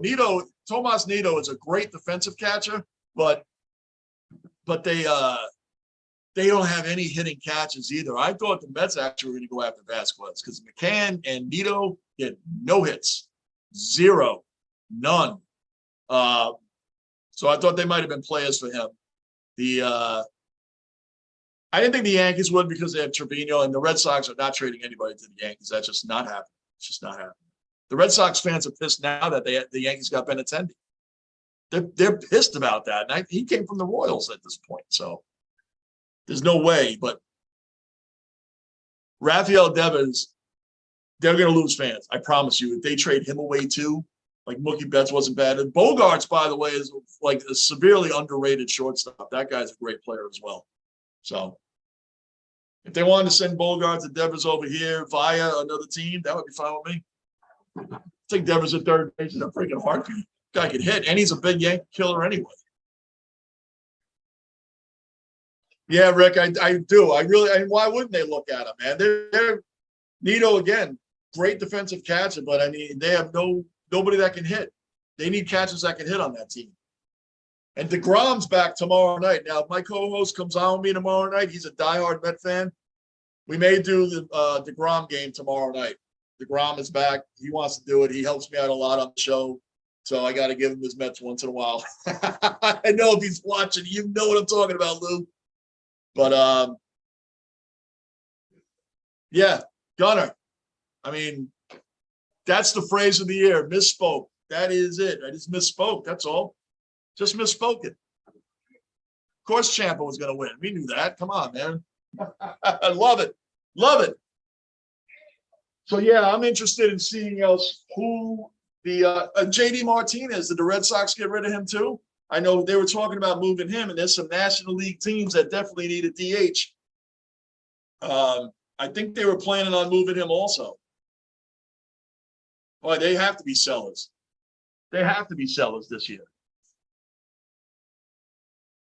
Yeah, Lockport, that's what I was just talking about. I hear they're interested in JD Martinez. The Mets need, and they gave up a young pitching prospect for that dude Vogelbach. He wasn't hitting much better than Dom Smith or JD Davis. And at least Dom Smith and JD Davis can play multiple positions in the field. Vogelbach can't do anything but playing first base. Why would you give up a young pitching prospect for a guy that's only going to be on the team half a year and he's hitting like 212? And he definitely doesn't miss any meals. The guy's humongous. So I don't understand that move at all. They do need a DH. I thought maybe they're going to go after JD Martinez as well, or even Nelson Cruz, who could be a DH for how many more years? They're showing Edge. Edge is coming out now, so you know it's coming out for a speech. You know Judgment Day is coming out. You know that. We all know that. You got some more people. Johnny Basement, we are diehard fan, not a professional. Speaking to you guys, the fans. We're all in here talking about every sport. Even if we're watching baseball game, we can talk about all the sports that come up in the chat. Watching wrestling, we're talking baseball trades. So much going on right now in the sports world with football and the Rangers coming back, hockey, basketball. Getting to a great time of year again where everything's coming back, getting out of the dog days of summer. Hit the subscribe button, the bell notice, and the like button. Short-term goal is to get to that 1,000 subs, and I appreciate everyone. So the Yankees did address their pitching issues. They addressed them. I like it. We had to do something there. I'm hoping they're going to make another big trade. I didn't really see, for the people, the Yankee fans, as well as myself, but I just didn't see them getting Soto.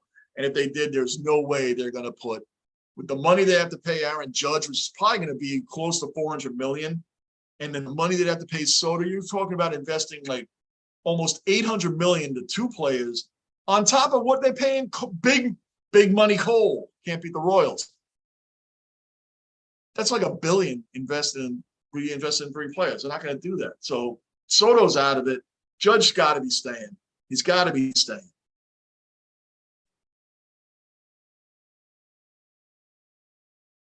Yeah, man, of course, Rick. I would want Martinez also.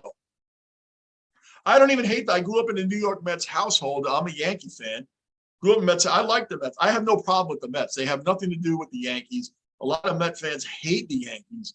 I don't hate the Mets. The only New York team I can't stand is the Islanders because they are a direct rival of my New York Rangers. I do not go for the Islanders at any time. The Giants, I like the Giants. They got nothing to do with the Jets. The Mets, don't mind them either. I've never cared about the Nets. I've never cared about the Nets.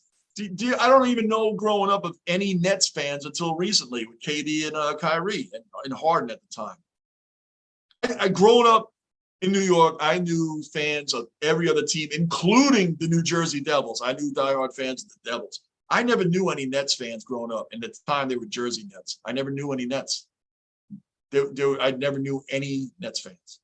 So that was like, you know, and all these stars going to net games and sitting on the sidelines and all that. Watch all these stars go away when the Nets are back in the wasteland that they came from. All right. That's my feeling on that. But yeah.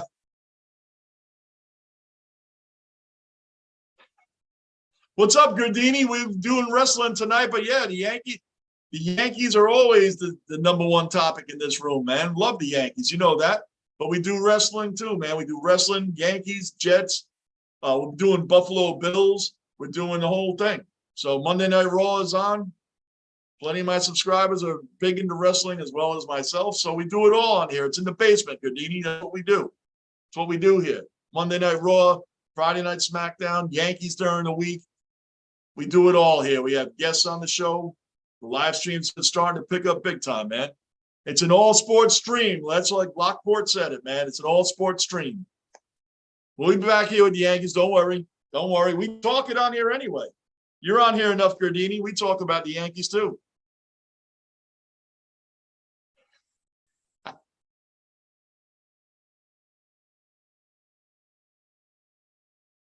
Hell yeah. We were just talking about that, Gardini. Rizzo. Forget it. Yeah, you've heard me on Rizzo this whole time. Hey, Rick, don't worry about it. I'm a Rangers Jets fan. I should be Giants. It's Yankees, Giants, Rangers, Knicks. I'm all three of those except the Giants. I'm a Jet fan, but I do like the Giants. I mean, growing up, man, Lawrence Taylor was a thing. I was like the rebellion of the sports household, man. Like I grew up in a Giants household. I'm a Jet fan. Mets household, I'm a Yankee fan. The only thing the rest of our family agrees on is the Knicks and the Rangers. It's just the other two teams, you know.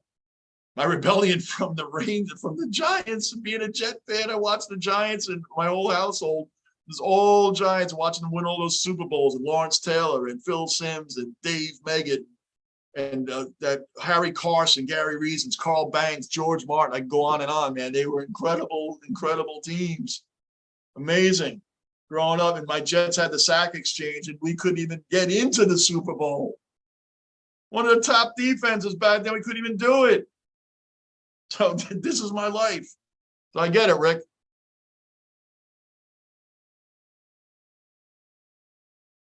Right. You have Gardini, man. You have the right order.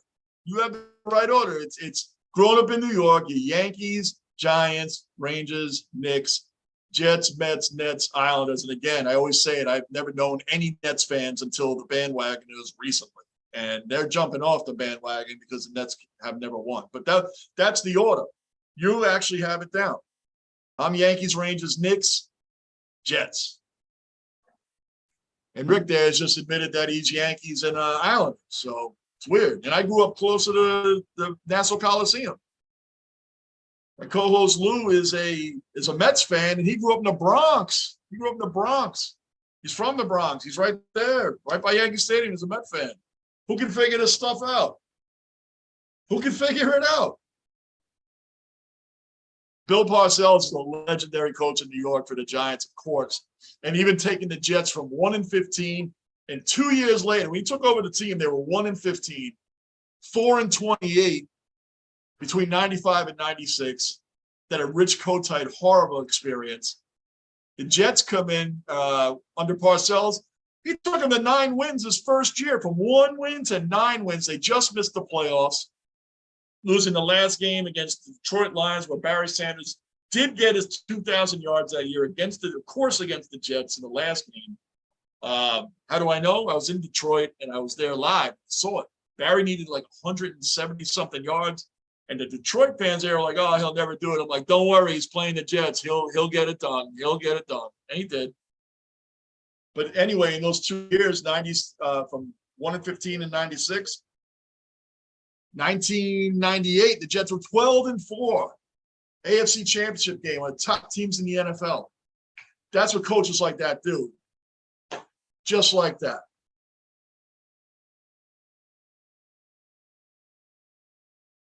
Hell yeah, man. That's what's up right there. I mean, I was like 20 minutes from the Coliseum, man.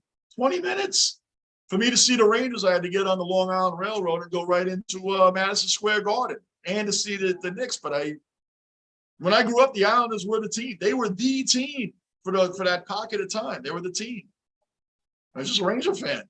I mean, our goalie was Eddie Mio. We had Barry Beck, Phil Esposito, who was old at the time. You know, the Islanders had everybody: Mike Bossy, Bobby Nystrom, Billy Smith, Dennis Potvin. They had the team. Clark Gillies. The Islanders had a great team there, man. No doubt about it.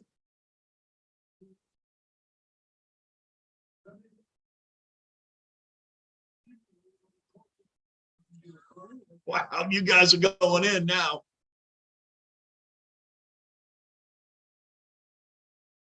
Yeah, Gardini. Cashman had to make up for something. You've been here over the weekend with us, and we've been talking about that. We've been talking over and over and over about how the Yankees need pitching. Starters, bullpen. He addressed them both and he got some studs in there, man. We got some solid pitching now. Efros from the Cubs, Trevino from the A's, and of course Montes, man.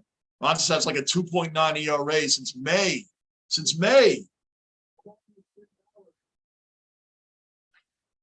Of course, you got to bring up Rex Ryan beating the 10-5 Jets before they lost that game. Todd Bowles, first season, wins 10 games. We have Ryan Fitzpatrick, and we lose that game against Rex Ryan, of all people. and the Jets choking comes with the territory, brother. Comes with the territory. That's what we do. Who else can have a secondary in 2009 with Darrell Revis, Antonio Cromartie? Who can have a secondary like that gives up 8 passing touchdowns, 8 from week 1 through the championship game that they lost? They only gave up 8 passing touchdowns, that secondary, and still couldn't even get the Super Bowl. Jets football, take flight. That's how we do it. How we do it.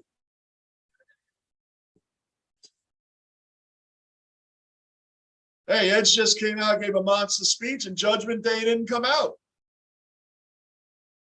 They didn't come out. I figured they were coming out. They didn't come out.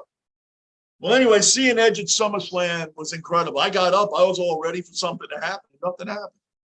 Nothing happened. I was ready. I was ready for something to happen, and nothing happened. But I just misspoke again, Gunner. That must have been what it was. Frankie the Yankee. Well, we got the Mysterios coming out. There's nothing better than watching Rey Mysterio. Complete legend who's been around 20 years now, man. The guy can still do all the flips and spins and off the top turnbuckles and just incredible acrobatic athleticism at its finest. Rey Mysterio out with his son. Who knows how much longer this guy's going to be around. It's just an absolute joy to watch this guy every time he comes out and wrestles. It's appreciation. So, yeah, this is what's awesome about this. If anybody's new here, please hit the subscribe button, the bell notice, and the like button to keep this stream going. We're more than halfway to my short-term goal of 1,000 subscribers. And if you are subscribed here, get your friends in here, man. Let's all talk it up, man. Get them subscribed to the channel, Fan for Fans. I should have a recording at this point saying that, or I should hold up signs and just move the sign, right? That's what I should do. Just keep moving the sign. I feel like a broken record when I say that. Thanks for hanging in there with me. Nobody's professional here, man. We talk about everything. Just because we're doing wrestling doesn't mean we're not going to talk about the NFL or baseball. When we're watching a horrendous weekend of baseball, right, Rick? Right? 4 straight games, and then yesterday ended that stressful series with a 4-hour and 5-minute game. 4 hours and 5 minutes to lose. But we talk about everything on here. So it doesn't matter what game we're watching, what wrestling we're watching. We talk about it all. And that's what fans do. No matter where you go, you meet other fans. The conversations go here, there, everywhere. That's what it's like to be fans of multiple sports. That's why I can't do this channel and just do one sport only. I can't do it. I'm into too many things to just do one. It's not my style. It's just not. I can't sit on here and just make this an all jet thing. I mean, like, I just can't. Or an all Ranger or an all Yankee. Man, I want to talk about them all. And I want to talk about them while we're on here live. And for you guys to take the time out of your day to come on here, I'm not even a big channel. You guys come on here and support this live stream. It does mean a lot because you guys don't owe me a thing. Nothing. And for you guys to even be on here, I really appreciate it. Much appreciation for you guys. I say it all the time, and I do, because you guys sitting here with me for these entire streams. I love it. I've really only been doing the stream part for a little while. I started the channel in November. You guys could probably recite this for me. I say it so much. But the people that are supporting you, and I do appreciate you guys.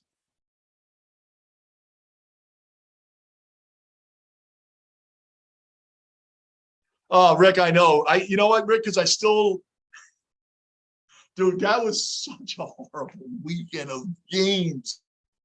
Taking 3 out of 4. What a punishment. I expected to have a fun time on here, not checking my heart rate, considering getting a pacemaker, everything. Man, we stressed the hell out this weekend, did we not? Man, what a freaking weekend.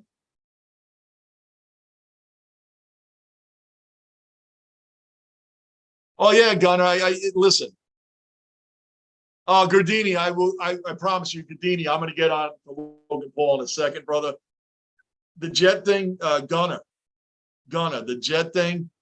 I was just a little jerk growing up, and I wanted to be rebellious. You know, my father liked this team, so I'm gonna like this team. He liked this team, I'm gonna like this team. Because I got punished for my report cards all the time. I was always punished, well deserved. I was well deserved. My report cards were trash. They were terrible. I did nothing. I hated school. So, and that's back before the internet, right? So you only had to worry about when the mailman was coming down the block. You were just hoping your report card wasn't in there. And I always knew it was because my father would drive around the neighborhood looking for me, and he never looked for me. So when he came around, I already knew that. I was telling my friends, I'll see you all in a couple months because I'm going to be on lockdown. So I made this big, bold move. Well, I'm going to be a Jet fan now. And I've been punished for life. I've still been on that punishment since the early 80s. So there you have it. And then I became a Yankee fan because he was a Met fan. But, you know, we got along great. We really do. And sports has always bonded us together. I don't hate the Giants or the Mets. He and I both agreed on the Rangers and the Knicks anyway. So, but that was my big rebellion with the Jets. And like I said, I've been punished ever since. So they had Lawrence Taylor and all the rings, and we had, you know, a whole lot of false hopes and dreams and smoke and mirrors. That's what we got. So there you go with that. Godini, Logan Paul was incredible. It was incredible Saturday. You have to give the dude and Pat McAfee credit. You just got to, man. These guys weren't signed on to the WWE and then took it in stride. For people that hate or like Logan Paul or the way Jake Paul, for the way they go about how they present themselves and they talk the trash, guys, they back it up. They back it up. These guys don't come out as slouches, man. They train and they take it serious and they come out. They talk it, but they walk it. They really do walk it. Logan Paul made some incredible athletic moves I did not expect to see. I know he's an athlete. I know he's a decent boxer and the whole thing, but I did not expect to see the athletic moves that I saw out of Logan or even out of Pat McAfee, another one who's taken this opportunity and run with it. That's what this is all about. So I really respect the hell out of what I saw with Logan and Pat McAfee, who's also an incredible announcer with Michael Cole on SmackDown on Fridays.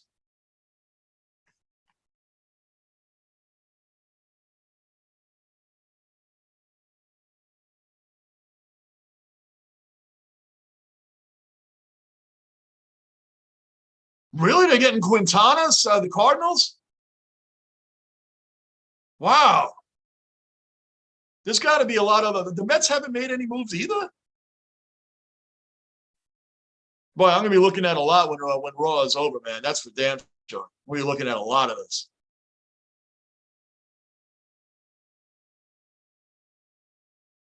Yeah, I'm glad we didn't get him either. But St. Louis, I still say that the Cardinals, I think the Cardinals are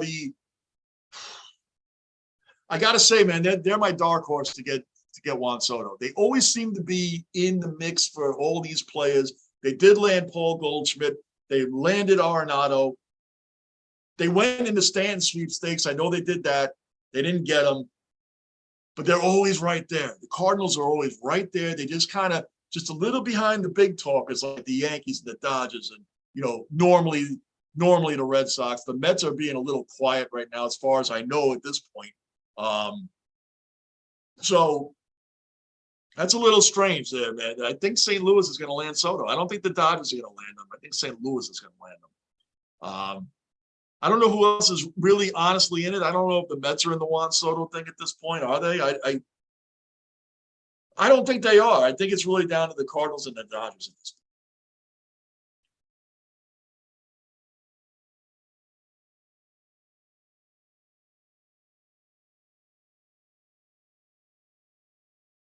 Yeah, bro, Godini.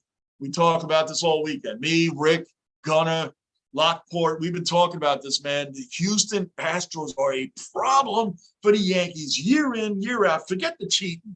Just forget that for a moment. Even without that, they still have been the problem. And how many players left on that team anyway from that? Altuve, Bregman. Let's admit it, Altuve is a freaking great baseball player. That dude can play. And he went through all the well-deserved booing, and he said it was well-deserved. I still feel he should have been suspended. A lot of the guys should have been. I'm just saying, forget all that for now. Dusty Baker is a Buck Showalter type, man. These managers are old school. They do the eye test. They don't go through all these analytics, or at least probably not to the point that they're supposed to, like new managers would be nowadays. They know how to control these teams. Why do you think the Mets are where they are? Mickey Callaway and Luis Rojas were not great managers. Buck Showalter No matter what the Braves do, they're still 2 or 3 games consistently behind, including the 14-game winning streak. Including that, they're still behind. That is sign of a great management. Dusty Baker took over the team knowing this team's going to get smashed and trashed, booed this entire time, and he's held the fort. So at this point, they're just booing the organization.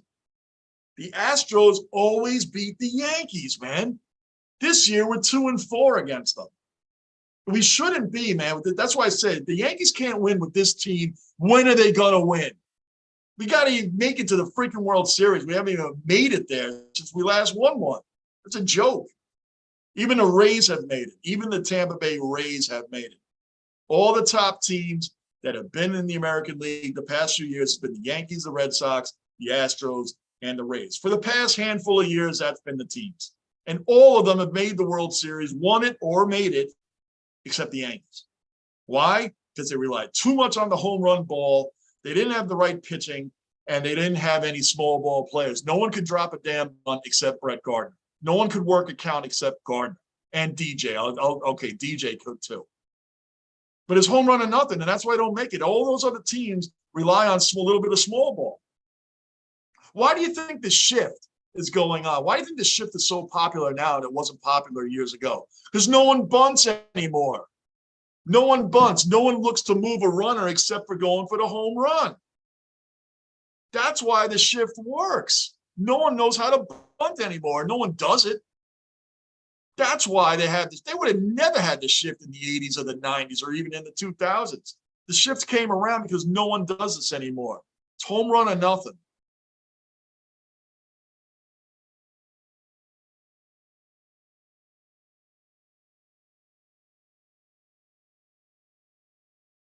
Yes, they have been solid for the last week. They give credit on that. They sure have, and they need to continue that.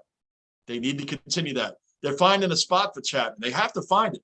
If he can do it, Marinaccio has been incredible, by the way. I know he had a rough outing yesterday, and so did Clay Holmes. But overall, Holmes is the closer, and Marinaccio really should be the setup man if he's going to continue like that. If you can get Chapman to go in the 7th inning, because after Marinaccio, I don't see why. I used to say Chapman should be the setup man. Now I'm leaning more towards if you can get 7th, 8th, and 9th, Chapman pitching hard, Marinaccio in the 8th, Chapman in the 9th, Clay Holmes in the 9th. That's what the Yankees were, man. You get to their bullpen, you can't let it go to the 7th inning because boom, boom, boom's going to happen. They got to get back to that. If Chapman can do that in the 7th inning, that's where we need to be. Then you got to beat the Yankees in 6 innings, like Montgomery and Tyon. These guys are not consistent pitchers. We're the New York freaking Yankees, man. These guys are not consistent, not, and they scare me in the playoffs when they have to pitch. Again, Montgomery struggle. Okay, one thing you lose, you get knocked around by the Mets. That's a top 5 team in baseball. That's one thing. Okay. You get knocked around by the Royals. Come on. What a joke. What an absolute joke. And this is what you want to go into the playoffs with? That's why we've been talking about pitching. I'm happy the Yankees made moves because you can't rely on these guys. And that's why the series would go 7 games.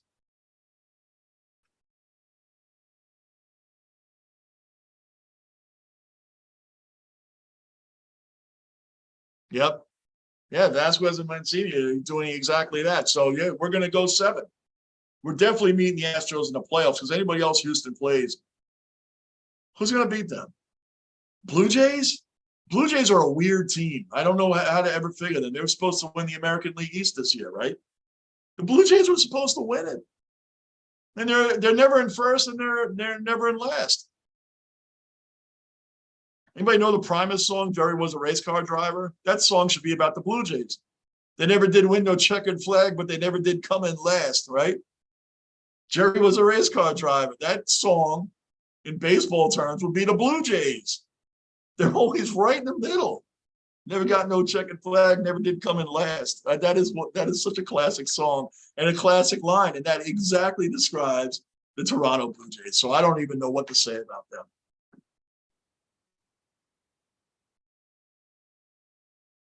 Got to give Dusty Baker credit. Again, him and Buck Showalter are old school managers that know how to manage. They don't rely on analytics. They don't rely on what's being sent down, or if this guy can pitch through the third time through the order. They don't do any of that. They do the eye test, which I always scream on here about Joe Girardi. They do the eye test. Guys pitching well, you don't take them out. Period. I don't care what the analytics say. Carlos Lou brings it up all the time. Blake Snell getting taken out of that World Series game against the Dodgers when he was mowing them down. They take him out, the bullpen comes in.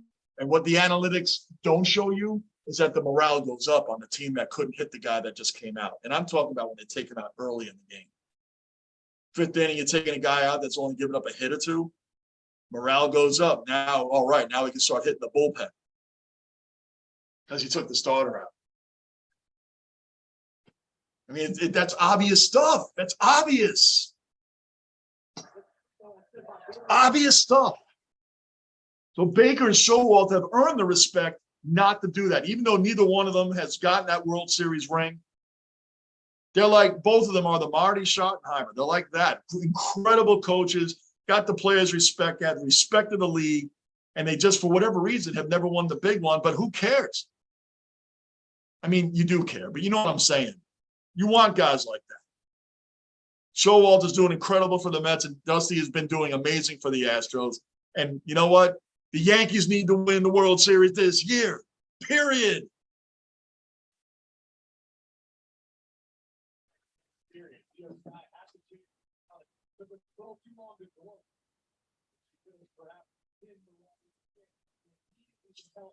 Judge is on a ridiculous pace to hit 67 to 7. Why not? Are they going to let him beat Roger Maris? Before we even talk about Bonds. By the way, Bianca's getting knocked around right now by Io Sky. She's getting knocked around. This is actually a really good match going on while I'm talking about this, but forget about the Bonds record for the moment. Are the Yankees going to let Aaron Judge beat Roger Maris at 61, or are they going to slow him down? If judges are going to stay a Yankee, which is ridiculous and sickening to think of, but if they were going to move Judge, there's no way they're going to let him touch Roger Maris at 61. There's no way. Absolutely not. They will slow him down and make sure that doesn't happen, because he is going to pass that record on the pace he's at. He's going to shatter it. And, you know, Yankees records, along with baseball records alone, are so hallowed and so held in mythical and high regard and all these things. If Aaron Judge is going to be a Yankee for life, Roger Maris's record should be gone. Should be out of here. They should let, all due respect to him, the whole thing. It's a new generation. Aaron Judge deserves it, but they're never going to let him touch it if they don't plan on signing him. I'm telling you, that one I'm calling. I will not be misspeaking on that one, Gunnar. That's going to be fact. Hey, Nathan, welcome in, brother. Welcome in. Yeah, I'm Johnny Basement. This is a sports stream channel, as Lockport, who's a regular in here, has stated. We are a sports stream channel. I do WWE Raw every Monday. I do Friday Night SmackDown. It's baseball during the week right now. We're going to get into the football. We're going to get into the hockey and NBA when that comes back. Yes, I will be here every Monday for Monday Night Raw. Every Monday. And I'll be here for Clash at the Castle Saturday, September 3rd. I do every huge wrestling match. Now, I say I do every one like I've been on here forever. I've only been live streaming for about a month now. But I will be here. I'll be here for all of that. Got a great chat room in here. Please subscribe, hit the bell notice, and the like button. Keep the stream going and help me get to 1,000 subs. So in answer to your question, Nathan, I'll not only be here next week, I'm here every day, pretty much every day. There's too much going on in the sports world right now. We're getting out of the dog days of summer, and this is what we do. This is a sports stream. You can't, how can you, being into all the sports that all of us are into, from Lockport to Rick to Gunnar, Gardini, other people that stop. If I forget your name in here right now, don't kill me over it. I just, you know, we're rolling. How can we sit in here and talk about every sport, Nathan? Every sport. We're watching Raw right now. We're talking baseball. When we're watching baseball and the game is boring, we're talking football. We talk everything in here. You chat it, we're going to talk it. That's what this is all about here in the Johnny Basement, because that's where it all starts. Basement mentality takes you out of the basement. That's what the New York Jets are going to have this year. A basement mentality and emerge from the depths. So this match actually has been really good. Bianca Belair called them out. She called out Dakota, Bayley, and Io Sky, and Io Sky took it up. She took her up, and it's been a hell of a match here after an incredible SummerSlam between Becky Lynch and Bianca Belair.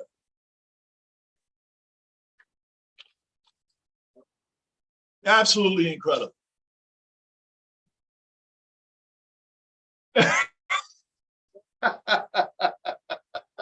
It's all good, Paul. It's all good, brother. I'm told. Not the first time I've heard a lot of things about who and what I look like, man. So that's all good. I'm happy to have you in here, brother. Happy to have you in here, man. So now Bayley and Dakota are out. Bianca's been throwing Io Sky around now. She's taking full control of this. Now they're all coming out. Alexa just came out. Forget it. They're doing a good thing here because Bayley, Dakota, and Io Sky are kind of acting. I'm serious. They're kind of acting like a female Shield. You know, like Ambrose, Rollins, and Roman Reigns when they first came around, because they're coming out and attacking everybody. Since SummerSlam, now it seems like tonight they're attacking everybody like the Shield used to. They would just get in the middle of any match and they were knocking on people, man. So this is what it appears that they're doing with them. It looks like they're making a nice female stable of Io Sky, Dakota, and Bayley. So, and seeing them back anyway is insane. It's insane.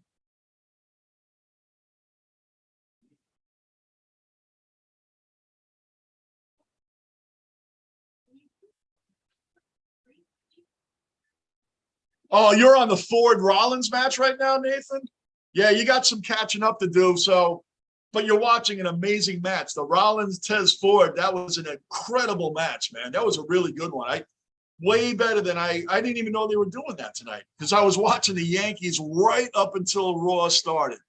So I'm keeping a real schedule on what I'm doing here. So like it was 8 o'clock. I was like, oh no, I gotta get on. And Judge just smacked the 2-run homer at that point. Rizzo started the game off with a 3-run homer. So it was 5-1 when I turned over here. And I think it was only the third or fourth inning. So keep watching, Nathan. Keep watching. That's a great match. Rollins and Ford right now is the match of the night to this point. They've had some good triple threat matches in here too, which you're probably a good hour or so behind us. But hey, man, stay on the channel. Keep it up.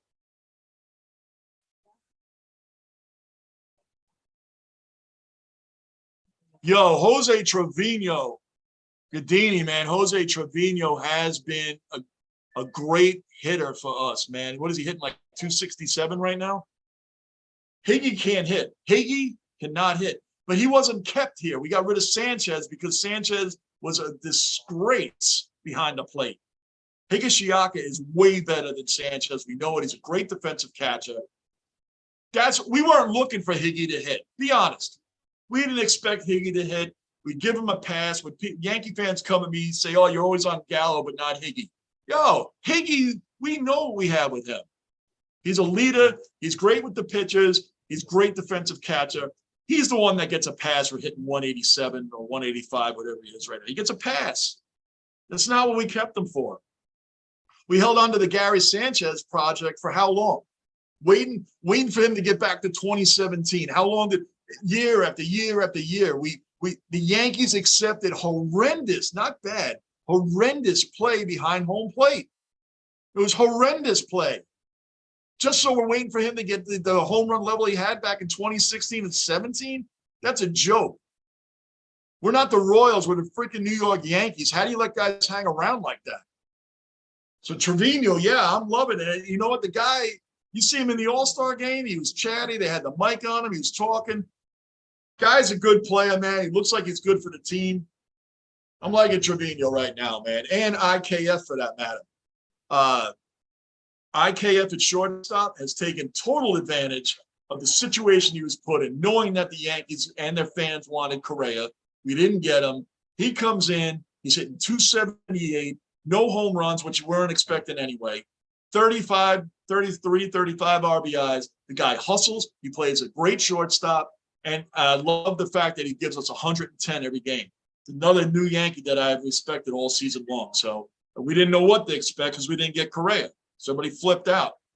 This guy here has stepped up, man. You got to give IKF his respect.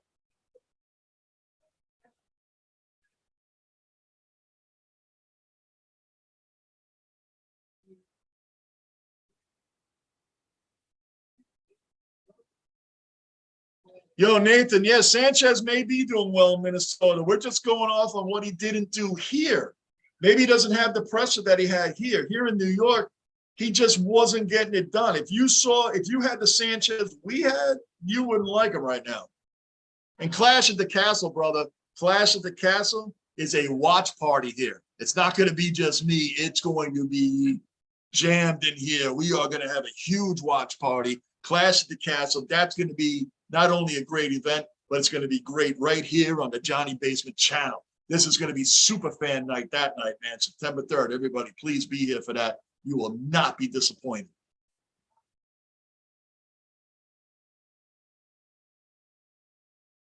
Oh, man.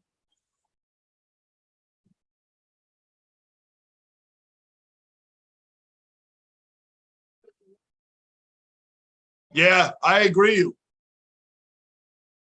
Let's pick them up. They DFA'd them. Let's take them. Why not? Let's take them. Good call, Gadini. Good call. Bianca and Io are still going at it out here. Still going at it. So we got to be getting up. We got 2 big matches left. It's going to be AJ versus Ciampa for the opportunity to become the next to challenge Bobby Lashley for his United States belt. And then we got the big match of the night, the tag team undisputed champion match between the Usos and Rey Mysterio and his son, the Mysterios. That match I'm looking forward to, man. That match they're going to be great matches. And whether it's Ciampa or AJ Styles, neither one of them beating Bobby Lashley anyway, but that should be a really good match. I thought Dolph Ziggler was going to be in there. But anyway, the Mysterios and the Usos, that's going to be incredible. And that they're both coming up after this right here, which I got to admit, they're turning the women's end into a real exciting event. I'm really curious to see how far they go with Dakota, Io, and Bayley. Now they're all going at it. Everybody's in the ring. It's like it's a mess. They're all going at it. This is what it was like when the Shield was doing this stuff. This is what it's like. This is awesome. They had to do something. They had to throw some more twists in here. And Becky and Bianca teaming up, or it seemed like it anyway. Now it looks like all the women have to team up against the well, they haven't given them a name yet, but they got to be giving them a name soon.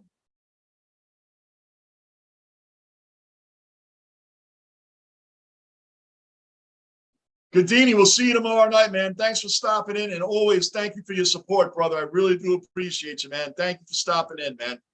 As always, we'll see you tomorrow night. I'll be here. Yeah, Nathan, I think the Usos are going to win too, but because of the longtime wrestling fans that we are, you got to respect the legend of Rey Mysterio. You got to respect it. The guy's been around doing the insane moves. He's almost 50 years old now and still doing the twists and the turns and the flips, the acrobatic moves, the athleticism. Respect the legends while they're still here, because eventually they'll be retired or they'll come out once in a while. So I'm loving the fact that the Mysterios are even in the match. 100% agree the Usos are going to win. There's no doubt about that. But it should be a very entertaining match. Absolutely.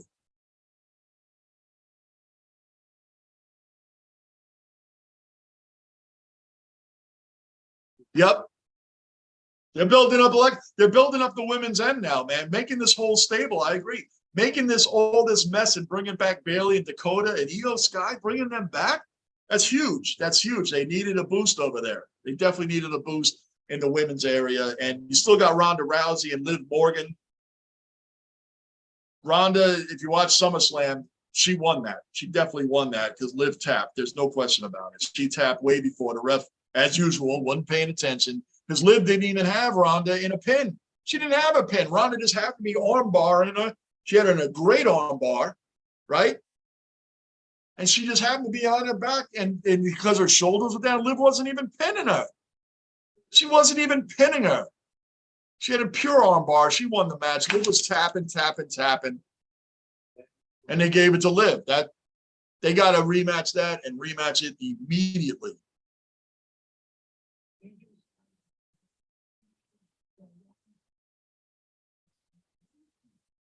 Yeah, that's awesome, man. You got to respect it. I've been around a long time, and a lot of other guys on here have been around a long time watching wrestling. I mean, all the way back to Mr. T, Hulk Hogan, Coco Beware, John Studd, Junkyard Dog, Brutus the Barber, Beefcake.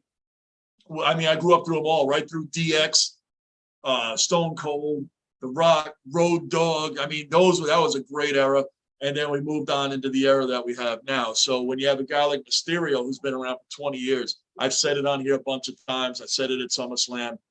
Take advantage of the legends while you have them on a regular, because I don't know how much longer he's going to be around.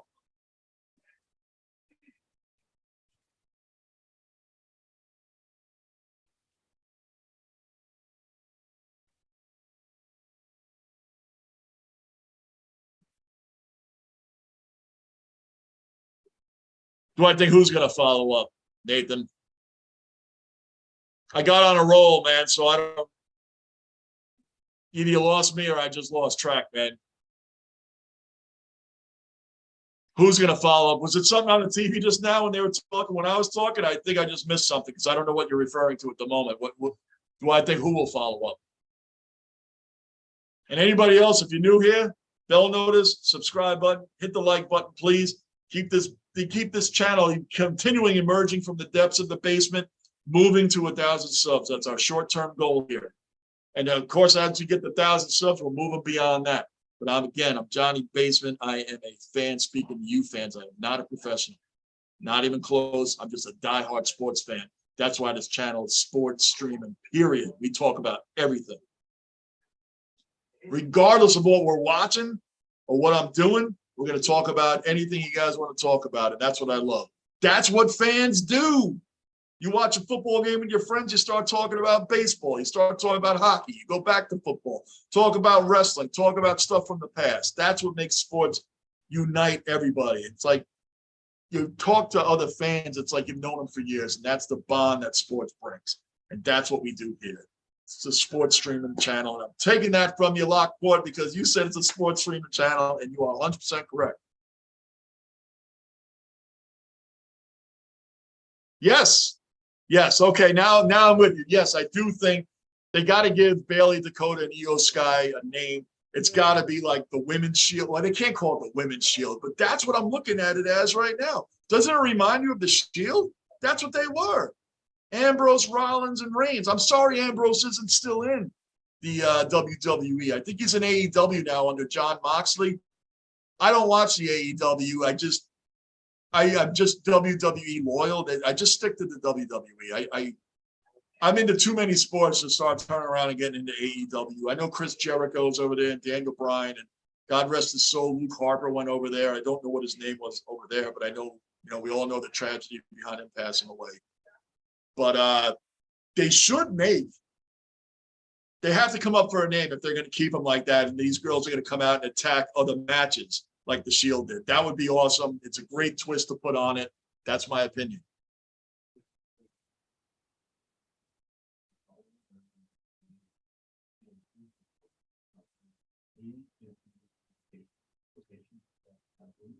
If you think they will follow up with that Liv Morgan and Ronda Rousey match. Yeah, I thought they were going to bring that up tonight.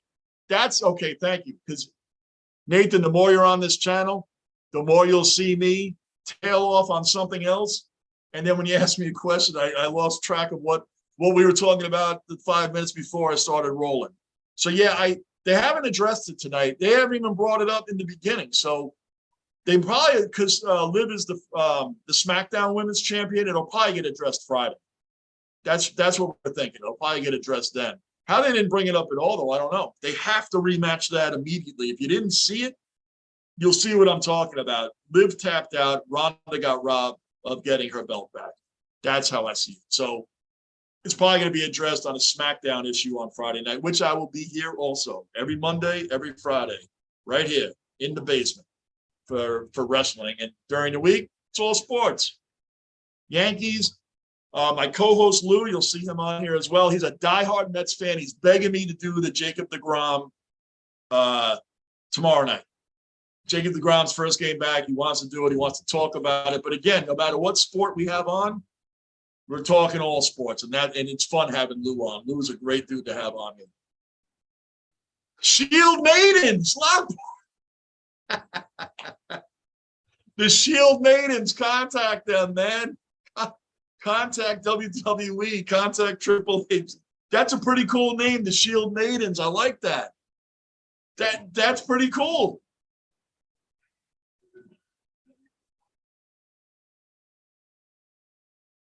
Brody Lee was his name in AEW. Okay, that was a shame, man, because the Wyatts were another great three-man stable. They were another great one. The Shield and the Wyatts back then, and we said earlier, 3MB was an absolute joke. There's no reason to go on with them. And that's why I'm not a big Drew McIntyre fan, because I still see him in 3MB with Jinder Mahal and Heath Slater, and I just can't get it out of my head. Isn't that a great idea, Gunnar? Isn't that a great idea? The Shield Maidens. I love that. That is an amazing name. I really think if there was any way of posting ideas to the WWE, I don't know if you can or I wouldn't even know how to do it. Because again, I'm a 4-decade Jets fan. How smart could I be? I don't even know how I get on here effectively. Well, every time I turn it on, I think something's going to go wrong. I don't know how you can do that, man, but try that out. I would try that out. Shield Maidens is come on. That's money right there, man. That's money. That's a great name.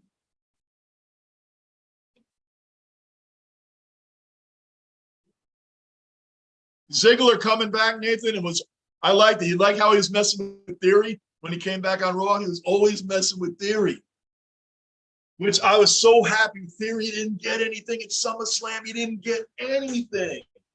I was worried that he was going to come back, get the I keep saying the United States Championship back from Bobby Lashley, then getting the Universal and Heavyweight Championship. Theory could have walked out with 3 belts. He really could have walked out with 3 belts. Isn't that insane? I like Lashley being the United States champion. He should be for a long time. It's a fan favorite. The guy is awesome. I'm so happy Theory got nothing out of that night. So happy, man. So happy. But yeah, Ziggler being back. I thought Ziggler was going to, you're probably not up to that part yet, Nathan. I forgot. You're like an hour behind us on what you watch. What match are you up to now?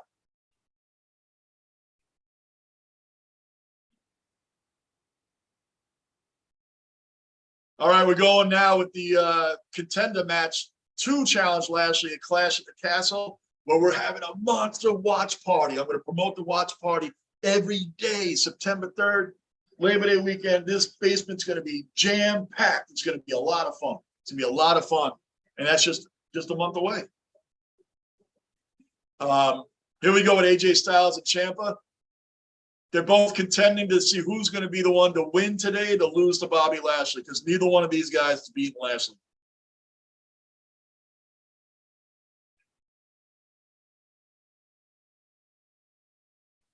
Yeah, Nathan, spoiler alert. We're probably going to be talking. You're watching it. We're just going to be talking where we're at, man. Sorry, brother.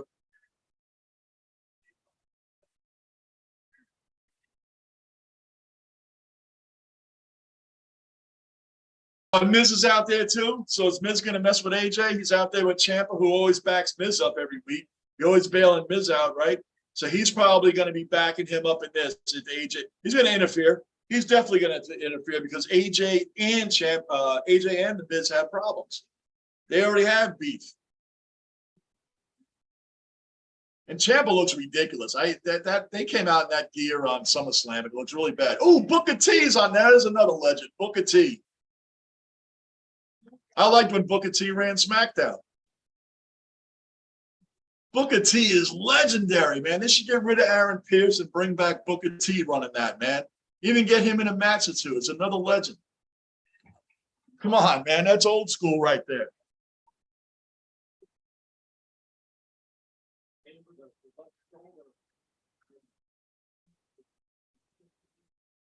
Really? Soto's doing all that? Is there any word on where he's going? Is there any word on where Soto's going? That's what's important. I'm wondering, I mean, is anybody going to take this dude or what? There's Miz already over there, all over AJ, man. I'm telling you, Ciampa and Miz, it's like AJ should have had somebody out there with him. He should have had somebody out there with him because you know they're going to be beating up on him. As a matter of fact, AJ, like I said, neither one of these guys have beat Bobby Lashley anyway.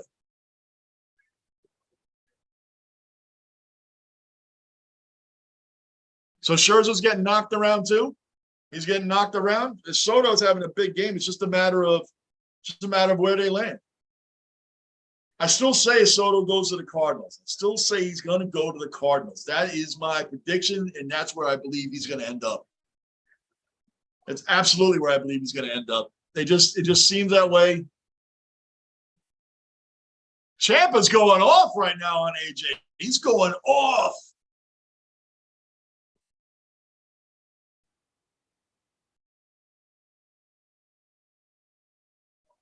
AJ's going off on him, man. Like I said, it doesn't matter. These guys are fighting to win on who's going to lose to Bobby Lashley. That's what's happening right here. But yep, the Miz is going to interfere, and he's trying right now. Oh, good move by AJ. They're bringing him back up. They're bringing him back up a little bit.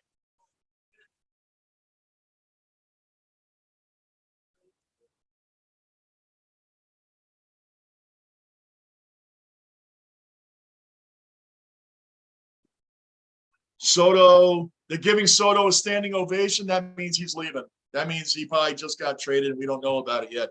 Now I'm going to have to check that out.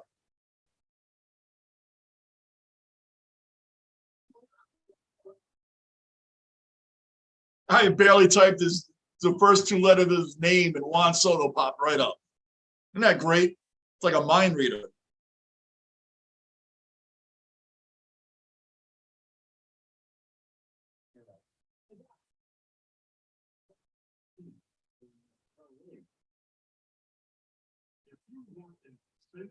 No, it's still coming down to it, man. It's still coming down to it. They say Soto right now will likely be moved by 6 p.m. tomorrow. Up until 6 p.m. tomorrow, he will be moved, which we already know. It's a matter of where they're going to move him. I mean, we could have said, we've been saying that here. We already know that. Well, we know the Nationals aren't keeping him. It says it's coming down. The only serious contenders right now are the Padres, Dodgers, and Cardinals for Juan Soto. Those are the only serious contenders right now. So I'm calling Cardinals. I'm calling Cardinals. Anybody new in the room? Subscribe button, bell notice, and like button, please. We're all fans in here. Speaking to fans, I'm going to. How many times you guys tired of hearing that yet? I need signs. I need a sign to just come across, like every 15 minutes. And guys, tell your friends, man. Come on, we can get to 1,000 subs. We can keep this channel growing and growing. And I promise you guys, you know what? I promise you guys, when the channel gets bigger and bigger and bigger, you should see my very first videos. They are hilariously pathetic. They're really bad, and they are really bad. When you try to get on here and try to do this stuff for the first time, when I look at those now, I promise, man, that'll be something to really see. But I'll do it when I get to 1,000 subs. I'll do that. I'll put it on there because I'll put one here and there. Get the 2,000, and I'll play the worst ones. Some of them are really bad. And at the time, I thought they were great. I thought they were great. And I'm not great now. I still got a lot of learning to do. My channel's been around since 2011, but I didn't start really doing this seriously until the end of last October, beginning of November. And I took a month off during the winter time after the Super Bowl. I took a month off. So I've been bebopping around the channel and just getting it growing. And then we got live streaming for a month. And this has been so much fun because you guys give the time to be on here with me and you don't owe me anything. So That says a lot about you guys, man, the fans that you are of all these sports. So thanks again. I need a Hallmark card for you guys. That's what I keep saying, the same thing. The Red Sox are winning. They're actually winning. Who are they beating? Mets winning 7-3 in the ninth. Okay. Oh, that game's over then. That's why Lou hasn't checked in. He's been watching his Mets. He's been watching his Mets. But we're going to have other people on here too. He was just on here. He's Bill's King Mafia. He's in the chat room occasionally. He does Miller Time Sports Show Podcast. Miller Time Sports Show Podcast. I've been on his podcast a couple of times. He's a great guy. Meeting him at the Bills-Jets game in November in MetLife Stadium. We also have Frank. This guy here, sportscave.net. His name is Frank. You tell him Johnny Basement told you to contact him. He's at the Deptford Mall in New Jersey. Sportscave.net. He's a great guy. He has great memorabilia, and he'll help you hook your basement up like mine. Sportscave.net. Frank. They're beating the Astros. Wow. They're beating the Astros. The Astros just got swept by the A's. I didn't even know that. One of you guys told me that. So, yeah, this is great, man. This is absolutely great. It's a great time, and now everybody just wants to know where Juan Soto goes. The Yankees are a big winner at the trade deadline, too, up until someone gets Soto. They address their needs. They address their needs.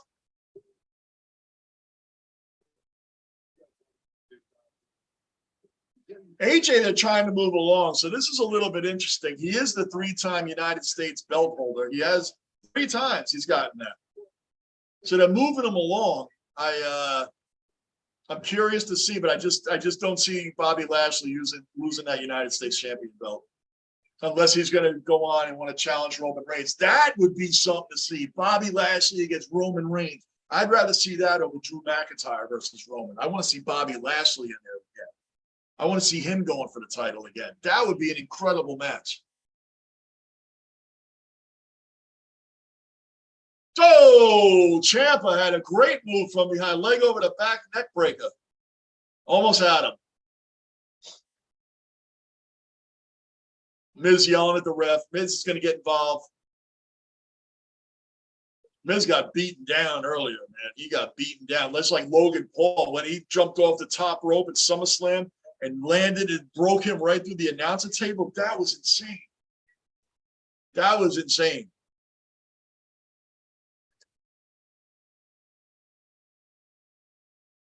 Oh!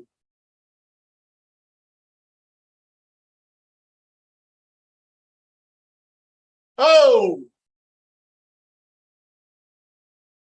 Oh, AJ did a great suplex into the corner ropes on Ciampa. What's up, Justin? Welcome, brother. What's up, man? Always good to see you dropping through, man. Don't forget to hit the like button, my man. I appreciate it. Justin, we're getting close to Buffalo Bills time. I was telling you, your Bills Mafia buddies on here. I am during this year.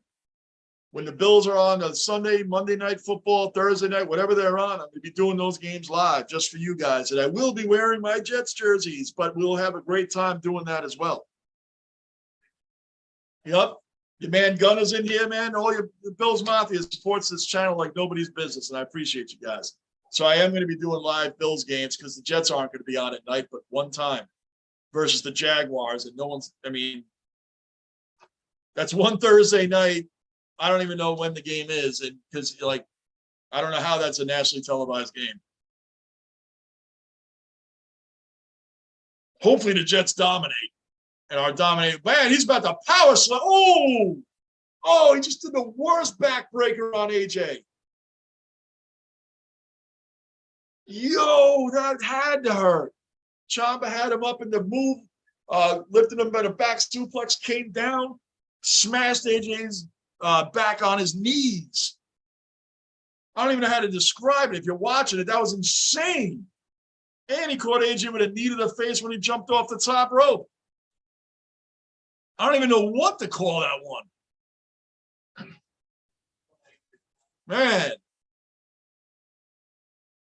that had his back has to be on fire right now, AJ. Has to be on fire.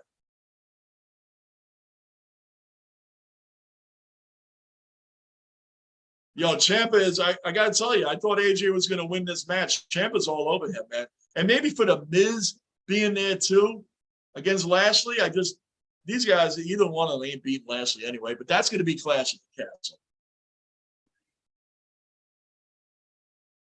Amen, Justin. Amen. The Jets defense, when you really look at it, and Carl Lawson is back.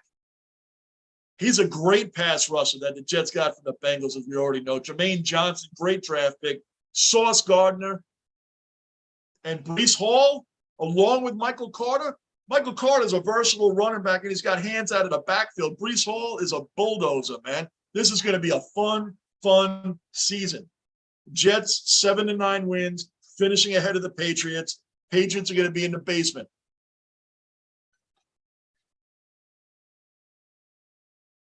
Yeah, see, I told you the Miz was going to interfere if AJ started winning. You knew it. I knew it. We knew he was going to. AJ had Ciampa. We knew a freaking Miz was going to get involved. That was so freaking obvious.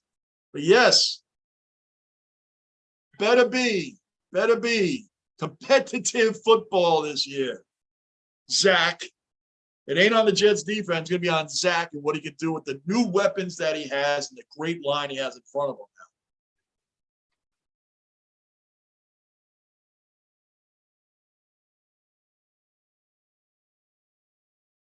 This is going to be amazing, man. And Justin, man, as I was telling them also, Clash at the Castle, September 3rd, Saturday, watch party right here in the basement. This basement's going to be packed. It's going to be fun.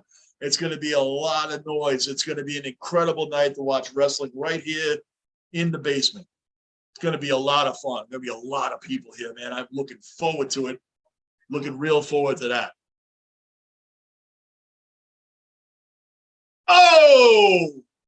Oh, that's it. Ciampa won that. Ciampa won that, man. He's going to be facing Bobby Lashley now for the United States Championship at Clash at the Castle. Roman versus Drew McIntyre. And the other matchups are going to be coming along. I wonder if Sheamus and what's up with Sheamus and the Brawling Brutes with Richie and Butch? What are they going to be doing with those guys?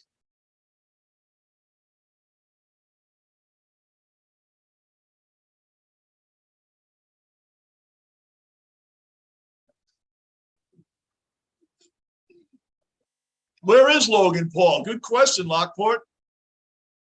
I hope Logan Paul stays after what we saw. Can you only imagine how much better this guy's going to get training? How much better is this guy going to get in wrestling? I want to see Logan Paul stick around. I do. I think it'd be awesome if he stayed in the WWE for a while. He really should, man. He's a draw. The fans love him, and he beat up on the Miz, and he did some incredible acrobatic moves that night that you know is not easy to do. And that move off the top rope on the Miz on the table was insanity. Absolute insanity. So we'll see about that. But yeah, you would think Logan would have came out tonight, but I don't know. What do we know? We thought something was going to happen with Double J when he was reffing the Usos profit. So, I mean, what do we know? You're right. They are a drop. Allen is one drop TD away from being 8-0 versus the Dolphins, man. 8-0. You know what's funny? The Dolphins, through all the years that the Jets and Bills were garbage, the Dolphins always seemed to be able to beat the Patriots. And I mean, when Tom Brady was there, like, how did they always do that? How did they always seem to beat them all the time? Isn't that strange? How does that happen? The Jets haven't beaten, I think they've lost 12 games in a row to the Patriots at this point. I've lost count. I've honestly lost count. I just assume when they play them, they lose. But not this year. I think the Jets can sweep the Patriots this year. That would be a winning season in itself to see. That would be a winning season in itself. 7-9 wins, sweep the Patriots, Patriots finishing last. The Jets want to give more than that, great, but that's all I'm asking this year. That's all I'm asking. That's right. There he is, Miller Time Sports Show Podcast. Bills King Mafia. You see him there, Gunner? You see him there, Lockport? He's in the chat room right now. Bills King Mafia. He does Miller Time Sports Show Podcast, and I'm going to be meeting him at the Bills Jets game at MetLife Stadium. So he's a great dude. His podcast is awesome. He's a big time Bills fan, and he does pop in here a lot as well. So that's great. And yes, the Jets, I will take third best in the division, bro. I'll take third best in the division if the Patriots finish in last. 7-9. 7-9 is not unreasonable to ask from the Jets team the way it's laid out. And I guarantee you they'll probably lose a couple games they should have won. Just be competitive. Be in the playoff talk come Thanksgiving. I'm not asking for a lot. Just get out of this 4-win dumpster fire year after year after year. Top 5 picks year after year after year. Enough. It's in Houston tonight, Lockport. They're in Houston, Texas. That's where they're at tonight. Yep. Anybody new in the room, hit the subscribe button, the bell notice, and the like button. Keep the stream going, please. Now, you guys that are always with me, you guys that watch my show a lot and been with me since I've been doing this live stream, know I drink a lot of water. I'm an older guy. I drink a lot of water. I need a break for 2 minutes. I will be back on here in 2 minutes. Hang in there with me. The last match is coming up. Mysterios versus Usos. It's commercial right now.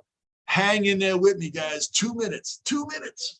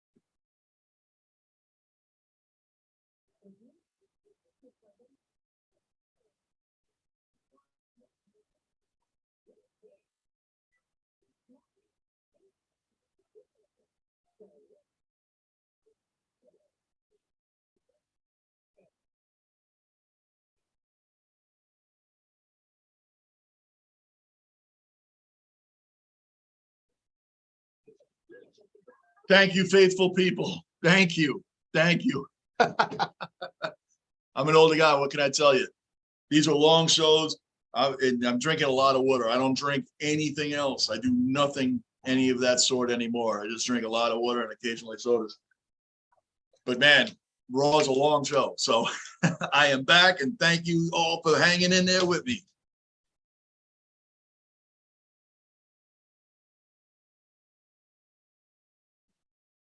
The Bills could be 17. You're calling 17-0? You're calling 17-0, Daniel? Wow. You guys have to listen to the Miller Time Sports Show podcast. You have to listen to Daniel. He's your Bills Mafia brother. His Bills King Mafia. That is your Bills Mafia brother, man. Listen to his podcast. I've been on it twice. And Daniel's going to be on here with me too.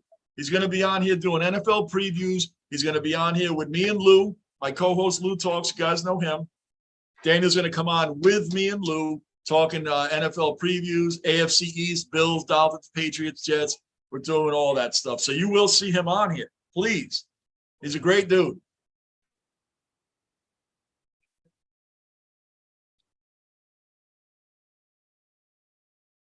Yo, guys, the Bills have to win the Super Bowl like the Yankees have to win the World Series this year. The Yankees have to win the World Series. They have the team to do it. The Buffalo Bills, there's no excuses. You have to do it as well. So we both are fans of teams that have zero excuses at this point. The Bills have a dominant team, dominant defense. The Yankees are dominant right now. Both teams have no excuses. Anything less of a Super Bowl or a World Series for the Yankees is unacceptable. There's no more excuse. You can't do it now. You're never going to do it. For both of them. That's just the way it is for both of them. That's reality. The New York Mets can go as far as they can go in the playoffs. It's going to be a success no matter what they do. But the New York Yankees have to win it. That's the difference in New York with these teams. The Giants are always expected to be the team. They must win. They must win out at all. The Jets are just a good story. If they make it to the playoffs, hey, all right, yeah, Jets.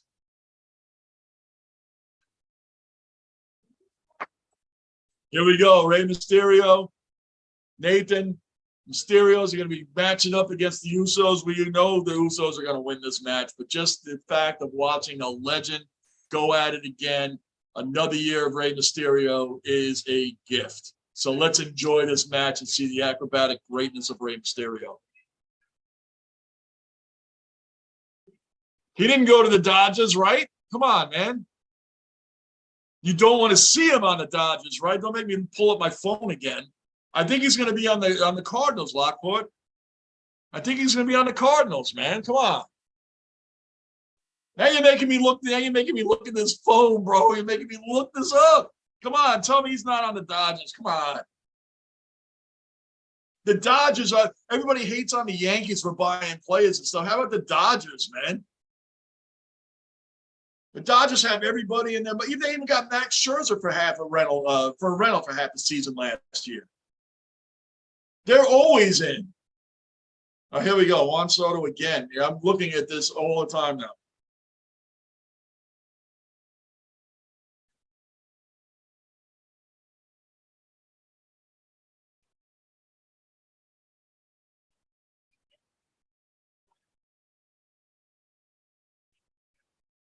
All right, nothing yet. Nothing yet.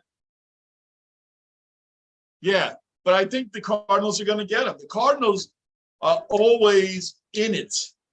They got Paul Goldschmidt. Nolan Arenado from the Rockies. That guy is not as well known across. I mean, if you're a real baseball fan, you know him. But since he played for the Rockies, a lot of people don't really realize how great Arenado is. I'm curious to see if the Red Sox move Rafael Devers. They will lose fans, I'm telling you. A lot of fans that I know that are Red Sox fans still have a hard time with the organization getting rid of Mookie Betts. I say it on here all the time. That is like the most bizarre, dumbest move ever. And they got nothing. First of all, it'd be hard to give anything in return, but he's on the Dodgers now, man. He got like nothing in return for him. That's one of the worst moves in sports, let alone baseball. Yeah, the Cardinals can get one, so I agree, Lockport. They'd be the least scariest team to get him because the Cardinals could get him and still not win, right? They'd still not win because they still, even with Juan Soto, the Cardinals aren't going to beat the Dodgers anyway. They're not going to beat the Dodgers in the playoffs anyway. So Juan Soto going there is fine as long as he doesn't come to like. I don't really think any big horses in the American League are after him anyway. Houston doesn't have anything to get with him. The Yankees are. The Yankees have already claimed they're out of it. Oh, and I believe that. Andy! Well, get back into wrestling with us, Andy. Come on. Andy's another good subscriber to this channel. Andy, hit the like button. Anybody new in this room, please hit the bell notice, the subscribe button. Hit the like button to keep these live streams going and keep them moving up. We're headed toward my short-term goal of 1,000 subscribers. I'm well past 600 now, so we're more than halfway there. And thank you guys for being here. I enjoy every single one of you. You guys make me want to come on here and do this. I appreciate it.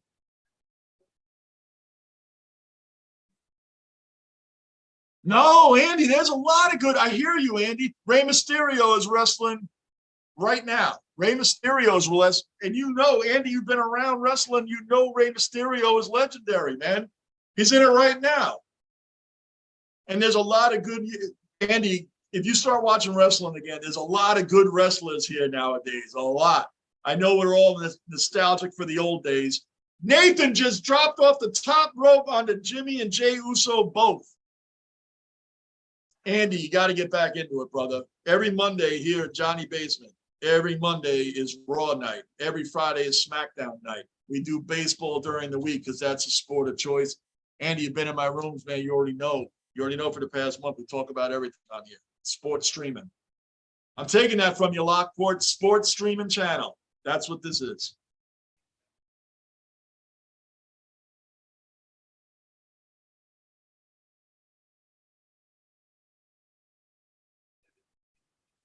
Oh, okay. I got you, brother. Soto Arenado Goldschmidt is scary. Right. They don't have any good arms. So when I see what you're saying, least scariest meaning overall team, like an overall Cardinals team, that is the least scariest for Soto to go to. But yes, Soto Arenado Goldschmidt, that is a 1-2-3 punch that you can match that up with just about anybody else's 1-2-3s on their team. That is a hell of a three-headed monster right there for any pitcher. Any pitcher. You know, I think about when we had, Judge to Rizzo to Stanton. That's huge. Judge Rizzo Stanton is huge. Just the thought of those three together. But the fact that the Cardinals overall, they'd still lose to the Dodgers. Even with that arsenal, even with those bats, they don't have the arsenal with the pitching staff, and they would still lose to the Dodgers.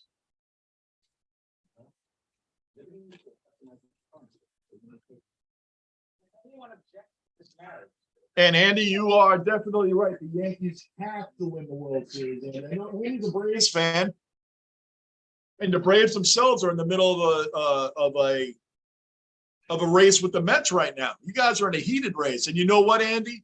We were talking about it earlier. The difference with the Mets this year is that they have Buck Showalter as their manager. And Buck Showalter has won over 1,600 games now. He passed 1,600 this season. I think back in June he got that. He knows how to manage. He withstood the Braves' incredible 14-game winning streak. And they're within 3 games. As of right now, Andy, I think the Braves are within 3 games. That's before the games today started. So as far as I know, when this started tonight, they were 3 games behind. So the Braves are right there, though, Andy. You still got it. The defending champions. You got a solid team there, buddy.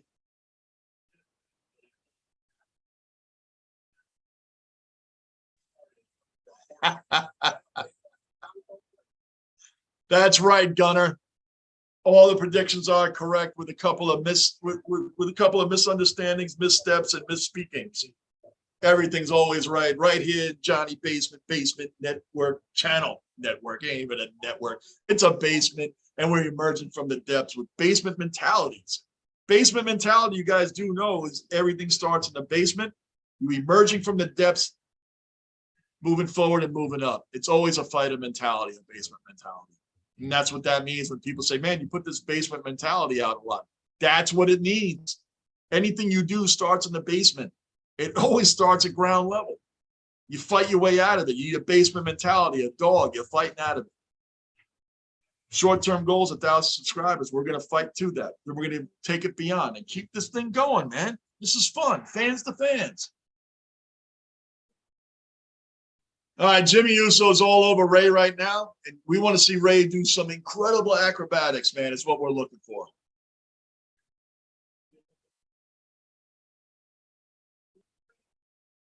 By everybody, Bills King Mafia wants any team but the Yankees, and you want to know why? Because his Red Sox are in last place. Last place. Last place, bro. The Red Sox are. The Orioles are ahead of the Red Sox. The Orioles are not in last place. Isn't that incredible? The Red Sox are. Wow. That's why you want any team but the Yankees, but you're not going to get it. The Yankees are going all the way, brother. The Red Sox are sellers, man. Who knew that? You know why? Because Shane Bloom brought in nobody. How do you sign Rich Hill and James Paxton? The bullpen was terrible. You guys, like I said, Daniel, you guys better hope that what's his name doesn't trade away Devers. Bloom, he won't be able to. He won't be able to be around the fans. They're gonna boo him to death. Devers or Bogarts.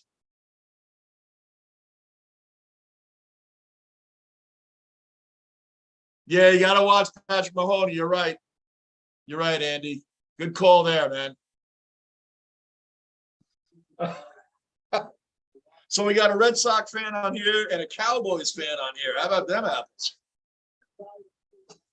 That's okay. All sports, all guys are allowed, man. Sports talk on here, the trash talk is all in fun. It's all in fun. Please, no one take anything personally. Oh, man, come on now, Jay. Jay's dragging Ray around, man. Nope. Come on, Ray. Ray gets such a standing ovation everywhere he goes, and he should. All right, Jimmy's coming back in. Ray's getting beaten up a little bit here, man.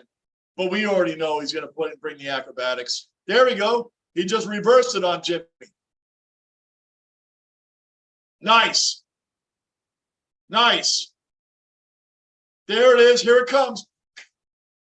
There's nothing better than seeing Mysterio come off the top rope, get the legs around the neck, and then whip around the body and whip him right into the thing. That is just crazy. The guy's almost 50 still doing this.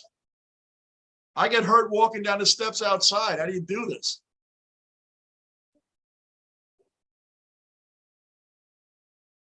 Dominik is all over Jimmy Uso right now.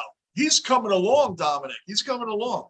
He's got to be training good with boom, back neck breaker by Dominik on Jimmy. On Jay. He did it again on Jimmy, so I was on point again and misspoke, but we were still right. That's all.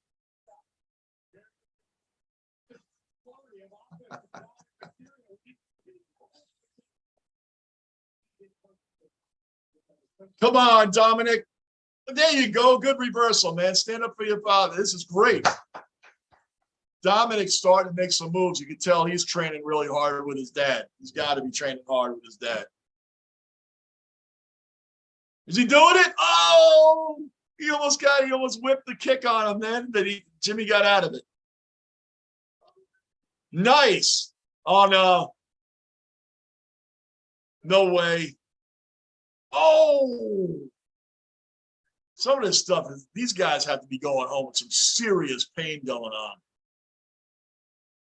The Usos are all over Dominik right now. Again, we know the Usos aren't losing their belts tonight, but just the fact that they put Mysterios in there, it's just who is the next tag team that's going to step up? You can't keep bringing the Profits.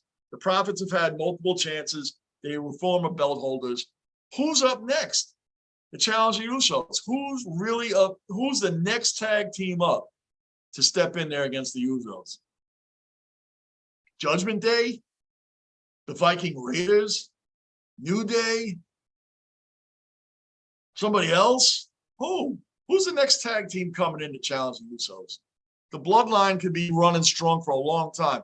And I'd love to see Bobby Lashley get another shot at the heavyweight and universal title match and fight Roman Reigns later on down the year. Maybe even at WrestleMania. Who knows? But that's a match I would love to see again. That would be something epic. Drew McIntyre against Roman. Like I said, who cares? It's going to be a watch party here. We're going to have a blast. Clash at the Castle. It's going to be great.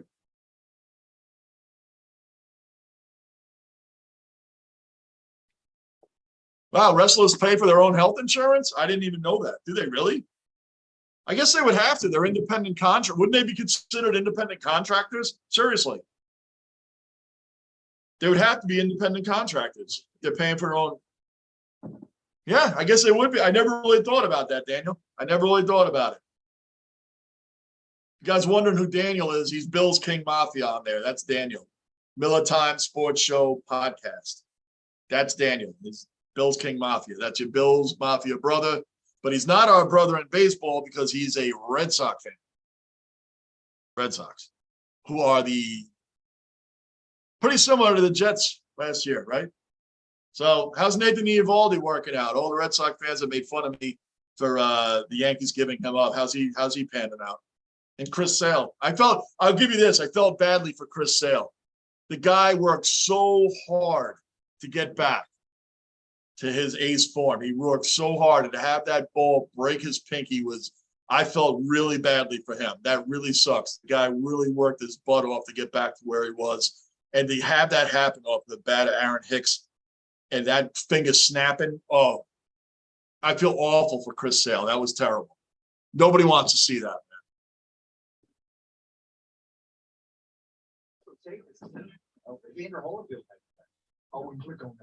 Yep, the Usos title run has been long enough. I agree. It's been long enough.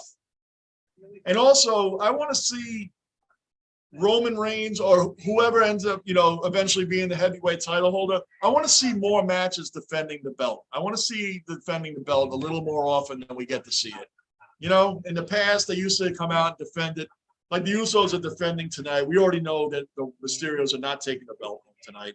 It's legendary to see Rey out there, but I want to see this belt defended a little bit more often than we see it. That's all I'm saying. That's all I'm saying. It's not going to be – I just don't see Drew McIntyre getting it back. I'd love to see Bobby Lashley get another shot at it. That's what I want to see. Or anybody else, that you can think of. But I think Bobby Lashley, getting him back in the arena there versus Roman would be epic. I think it would be epic.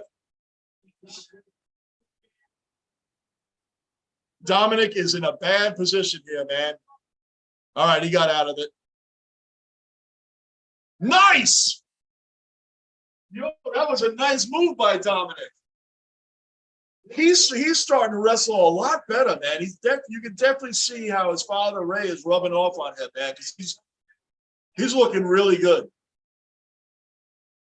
Here we go. Rey's back in. Come on, Rey. Come on, Rey. There it is. There it is. That's the legendary stuff I'm talking about right there. That's the legendary moves we're talking about, man. Doing all that spinning and all. Come on. Respect the legend, man. What? Off the ropes, turns, flips in. Jay just flipped it on him. All right, Rey. Come on, Rey. Every time you get a chance to see these legends, you got to respect it. You got to love it. Take advantage of it, because eventually he's going to be done too.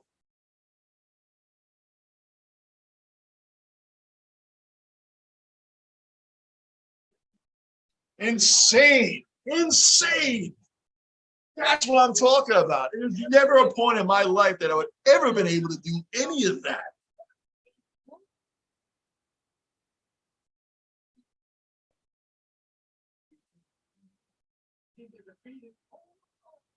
Oh, again, another amazing freaking move, man. How he gets those legs up there, kicks the other one around, wraps him up, and then spins him, just spins him off. It's insane. They are really bringing it. They are really taking it to the Usos right now. I'm not even kidding. Dominik off the top ropes and landed it. No way. No way.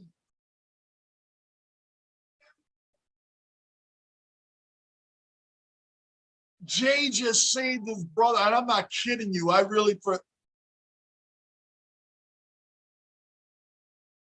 That was insane. He was like 2 3/4 count. Jay just saved his brother. This is an incredible match. Way better than I thought it was going to be. The Mysterios are dominating it right now.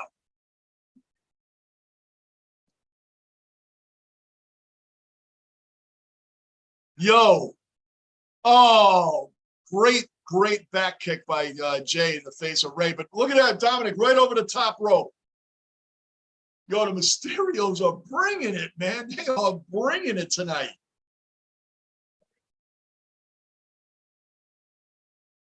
Insane. Come on now.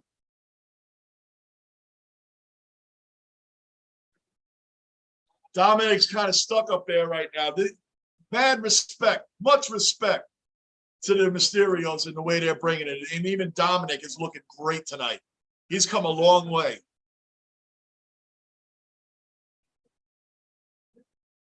He's got him on the top post. Forget about the top rope. He's up on the piling, on the post. You gonna suplex him off there? You gonna suplex him off there? Get out of here. Is he gonna do it? Is he gonna do it? Oh, Jimmy fell off. Jimmy fell off. Dominik's going again. He's going again. Oh, he missed. He's gonna, oh my gosh, man, the Mysterio, Dominik, they are bringing it. Oh,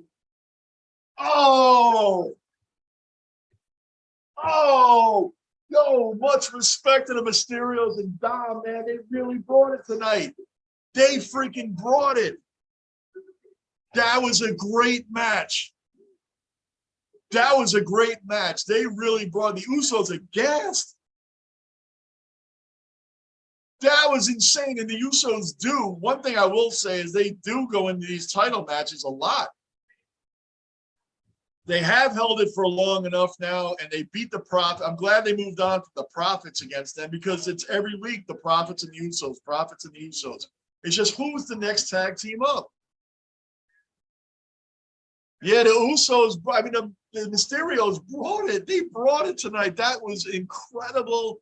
Great match. We had a lot of great matches tonight, guys. Oh, wait, hold on. People coming. Oh, look at this. Judgment Day just came out, and they're all over the Mysterios, man. Come on, man. They're all over them. Who's going to get out there and help Rey and Dominik, man? This is bad. This is bad. They're getting jumped out there right now. Yo, Finn Balor and Dominik Priest are yep, here we go. They're teamed up on Rey. Edge is coming out. Edge is coming out. That's what's up. That's what's up. Edge is beating down Priest. That's what's up, man. Just like he did at SummerSlam. This is great. Now he's throwing Finn Balor. Boom. That's what's up, Edge. That's what we're talking about, man. A legend protecting a legend. That's what's up.